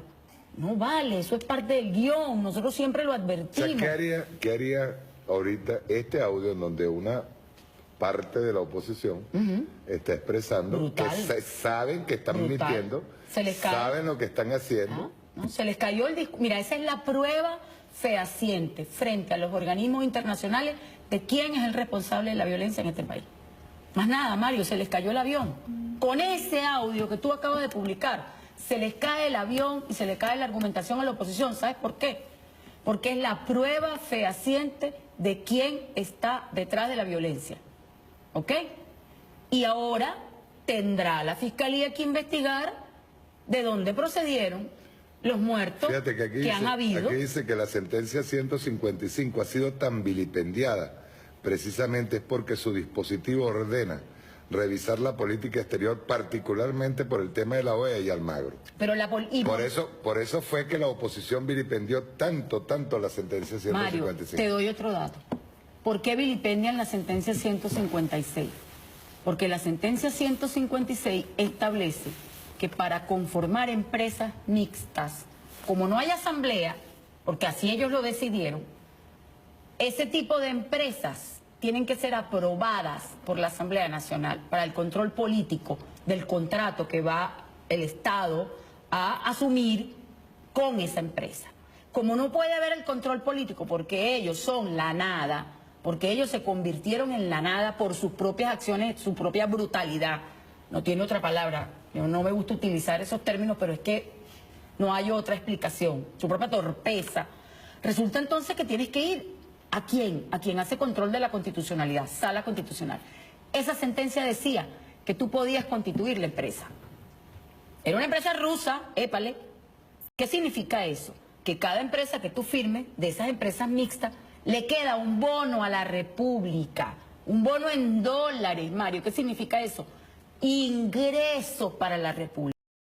Julio Borges ha hecho cosas, pero terribles.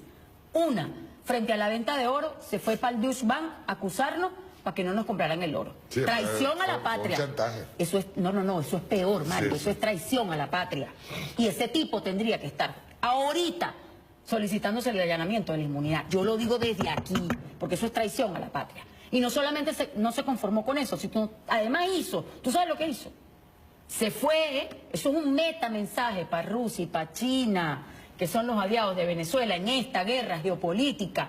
Se fue y les dijo a los tipos de esas empresas mixtas que no les iban a reconocer los contratos. Se volteó para Rusia y China, dándole ¿quién? Dándole ventaja ¿a quién? A los gringos, que son sus verdaderos amos. Por eso nosotros hablamos de la Corte Imperial. La OEA no es sino el brazo ejecutor de la política exterior de los Estados Unidos para estigmatizar a los países. Porque tú sabes lo más grave de todo esto, Mario. Es que cuando acusan a un país de violación de derechos humanos y la Corte lo condena, obliga a ese país a resarcir daños y perjuicios en dólares a las víctimas. Es un negocio, Mario, es una mafia. Lamentablemente el tema de los derechos humanos, esas instancias internacionales, no hablo de la ONU, te estoy hablando de la OEA específicamente, se ha convertido en una mafia. En una exquisita mafia que lo único que le importa es sacarle plata a los estados con la excusa de la violación de derechos humanos. ¿Por qué no hacen eso con la violación de derechos humanos sistemática en México? ¿Por qué no hacen eso con la violación de derechos humanos en Colombia? ¿Por qué Colombia y México no aparecen en el capítulo 4? Colombia aparecía en el capítulo 4. ¿Tú sabes lo que hicieron? Negociaron una visita in loco, permitieron una visita in loco. Y además aportaron plata y lo sacaron del capítulo 4 hace 2 años. ¿De qué me están hablando, vale? O sea, ¿quiénes estamos en el capítulo 4? Venezuela y Cuba. Nada más y nada menos. Y Haití, un país que está invadido por los cascos blancos de la OEA, donde ha habido violaciones a los derechos humanos masivos que las han cometido ellos. Un país tutoriado por esos tipos. Y eso es lo que quiere la oposición para este país. Eso es lo que quiere Julio Borges para este país cuando dice que nosotros somos una enfermedad contagiosa. ¿Sabe? Por eso es que yo decía que no puede ser venezolano. Ese tipo no puede ser venezolano. Un tipo que dice que sus conciudadanos, sus compañeros, sus connacionales, aunque piensen distinto a él, son una enfermedad contagiosa. ¿Cómo se ataca una enfermedad contagiosa? No es exterminándola, Mario. Claro. ¿A qué están llamando esos tipos? No es el exterminio del otro. Sí. Mario, es una estrategia fascista. Esos tipos no han salido de la estrategia de Hitler. Por eso cuando yo saqué la foto de Lilian Tintori, ¿con quién la comparé? Con las mujeres que estaban en los fachos allá en la Segunda Guerra Mundial. Porque es que esos son. El problema es que no lo pueden evitar, porque esa es su formación, ¿ves? Su formación es esa. Julio Borges es doctor en Derecho. Bueno, yo lo reto. Yo no soy doctor en Derecho. Voy para allá, sí. Pero todavía no soy doctor en Derecho, pues no tengo el cartoncito. Pero yo te aseguro, Julio Borges, que con todo lo que tú puedes haber estudiado en Princeton, tú no sabes nada de este modelo constitucional. Porque lo que te están asesorando, saben que lo que tú estás haciendo es una violación flagrante a la Constitución. Cuando tú vas a una potencia extranjera a pedir la invasión de tu país porque somos una enfermedad contagiosa. No, Mario, no, es que no tienen tamaño. No tienen tamaño, vale. Estamos terminando ya. dos cosas. Una, un saludo a Ifemar Jiménez, que es directora de RNB. Sí. Es segunda vez que nos están, bueno, nos ha estado transmitiendo los días a por todo el circuito de RNB. Un abrazo desde acá, Ifemar. Y último, ahí te dejo para que hagas el mensaje. Por cierto, vamos a poner por último, otra vez el video para que vean la prueba de oro, de que ellos saben qué es lo que están haciendo, saben que están mintiendo. ¿Ok? Ténganme ahí a tiro el video. Yo espero, con esto voy a despedir,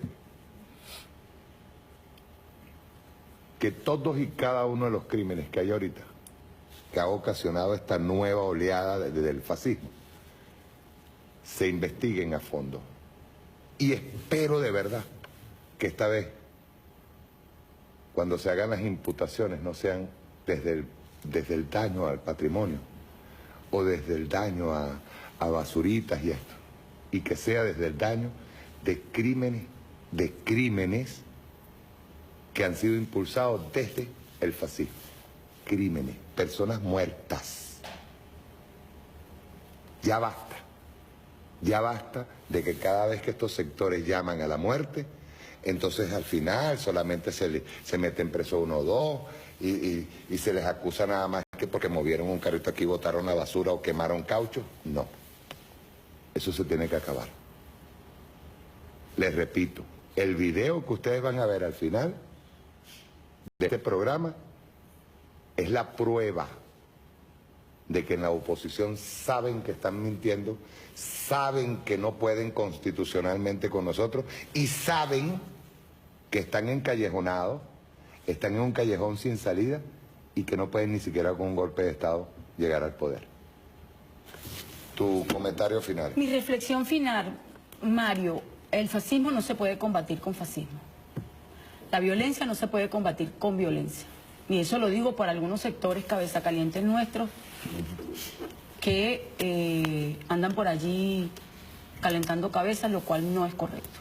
Nosotros podemos solucionar todos los problemas de Venezuela en el marco de esta Constitución, que además es un proyecto... con la paz. Y, como dice Diosdado, claro, Diosdado me dice ahorita, con la paz triunfaremos. Nuestra garantía de paz, nuestra garantía de convertirnos en un país potencia, nuestra garantía de salir de todo esto a lo que nos han sometido está dentro de la Constitución. Yo digo como si ella es dentro de la Constitución, como decía Chávez, dentro de la Constitución todo, fuera de ella nada. ¿Por qué? Porque en la medida que nosotros permitamos que estos sectores avancen y no se castiguen los delitos, reina la impunidad y eso desmoraliza incluso a nuestras filas. Allí es donde yo hago un llamado respetuoso a la Fiscalía General de la República, que tiene gran peso en el tema de la acusación, pero también llamo a la reflexión a los líderes, los pocos líderes que pueda haber dentro de la oposición, que sean racionales. Señores, mira, la violencia, este país es de todos, este país es de todos, y hay que empezar a hacer política con P mayúscula, como decía el comandante Chávez. Es decir, no incendiando el país. Ellos no van a mandar, les voy a advertir algo, ustedes no van a mandar sobre las ruinas de este país. Los venezolanos no lo vamos a permitir. Nosotros no somos una sociedad de gelatina como son otras sociedades. Nosotros tenemos un legado histórico que defender y lo vamos a defender. Esa es la advertencia. Gracias, María Alejandra. Mira, una cosa, por cierto, en una última declaración desde la Fiscalía se aceptaba que se estaba investigando la muerte, por cierto, probada y bien fundamentada con relación, encontrando el arma y todo, cuando mataron a la muchacha, que le metieron el tiro en la cabeza. Ajá. Y con las pruebas en la mano y todo, pero estuvo así como de más. Decir, no, pero sí habían unos colectivos. Coño, repito, los colectivos hacen función social. Los colectivos y los colectivos no son de ahora, han sido de siempre. Las organizaciones populares, esas que tanto sufrieron en la persecución, represión en la Cuarta República, son el fundamento, escúchese bien, de lo que es el orden social, incluso hasta para ayudarnos a salir adelante. Bien, vamos a ver, ya en despedida. La prueba. La prueba. Sí. Chao. ¿Aló? Hola, papi. Hola, buenos días, Dianita. ¿Cómo te va? ¿Cómo amaneces? Bien, bien, bien. Mira, tienes que salir temprano porque tú sabes que trancan todas las calles. Sí, ya voy a irme para la oficina. ¿Y por qué yo no voy a ir hoy para la marcha? No, papá. Ya yo tengo la cara tostada, la Aunque yo creo que esto va a continuar, esta broma de todos los días, bueno, la calle y las cosas, ¿no? Pero por supuesto, eso no lo dudas ni por un segundo. Sí, por eso, entonces esto va a continuar. Ahora, también en un momento yo creo que van a tener que sentarse a dialogar, pues. Esto así es imposible, papá, porque, mira, no solo que hemos caído ya en una anarquía, sino que además hemos caído ya en el vandalismo. Oye, si ven un poste, lo tiran para el piso. Si tienen que reventar vidrios de un local, lo reventan. Por eso, que buscar una salida a este problema, pues. Bueno, yo no sé, papá, mira, la gente en la calle... Bueno, pero ¿cuál es la salida entonces? O sea, nosotros hemos siempre sido de la tesis de que, bueno, primero hay que hacer elecciones regionales, que son las vencidas, después las de alcalde y después las presidenciales. No, papá, la gente en la calle no quiere eso. Mira, eso es muy complicado porque ¿quién se va a ir ya si a él no le toca irse? O sea, esa es la verdad. Si yo me guío por la Constitución, a él le toca elecciones en el 2018. Pero mira, entonces también aquí hay unos grupos de la oposición, cónchale, que andan en eso también. Entonces, esto hay que sentarse a hablarlo personalmente. Henry, fíjate que no se ha sentado más en la mesa, porque, mira, eso es una anarquía, o sea, quieren anarquizar de tal manera el país, porque yo entiendo que tú hagas presión en la calle porque tengan el cronograma electoral de las vencidas, que son las regionales. Y Henry se lo ha dicho a esta gente, sobre todo a la gente de BP, porque es que BP también está muy dividida. Tú ves que hay un lado que es el lado conservador, que están totalmente de acuerdo con el calendario de elecciones regionales, que son Florido, Marrero, Guaidó, o sea, ahí hay un... Pero entonces está el ala de Tintori, de Freddy Guevara, tú sabes que son los radicales y que eso es un rollo, pero bueno, yo no te puedo contar. O sea, si ellos pudieran quemar a Venezuela, hoy lo harían. Entonces, mira, también es complicado, no creas. Sí, no, yo lo entiendo. Bueno, y fíjate que Henry ha mandado a Aníbal o a Luis Aquiles, que son, o sea, los que se sientan en la mesa, que no se sienten más. Porque además de todo, Henry se lo dijo, ya estamos aburridos de que el vocero seas tú, Freddy. O sea, que hay que rotar las vocerías. Entonces, o Capriles o Freddy. Y Henry dijo, no, ya está bueno, si no nos paramos en la mesa y nos vamos. Entonces, claro, hay mucho problema adentro porque... Mira, tú tampoco puedes incendiar el país, pues. O sea, tienes que llamar la cordura también porque, si no, imagínate, siéntese, ¿me entiendes? Entonces, ese es el problema que hay. Igualito el PJ, mira, el PJ, ya Capriles no tiene nada que perder y ese lo que quiere también es incendiar la calle, pues no tiene nada que perder. Ya se está inhabilitado y no le interesa, él no tiene nada que perder aquí. Pero por eso te digo que aquí está, todo esto está dividido. Bueno. Vamos a ver cómo está todo. Un beso. Dale un besito, te quiero, yo también, chao. Prepárense.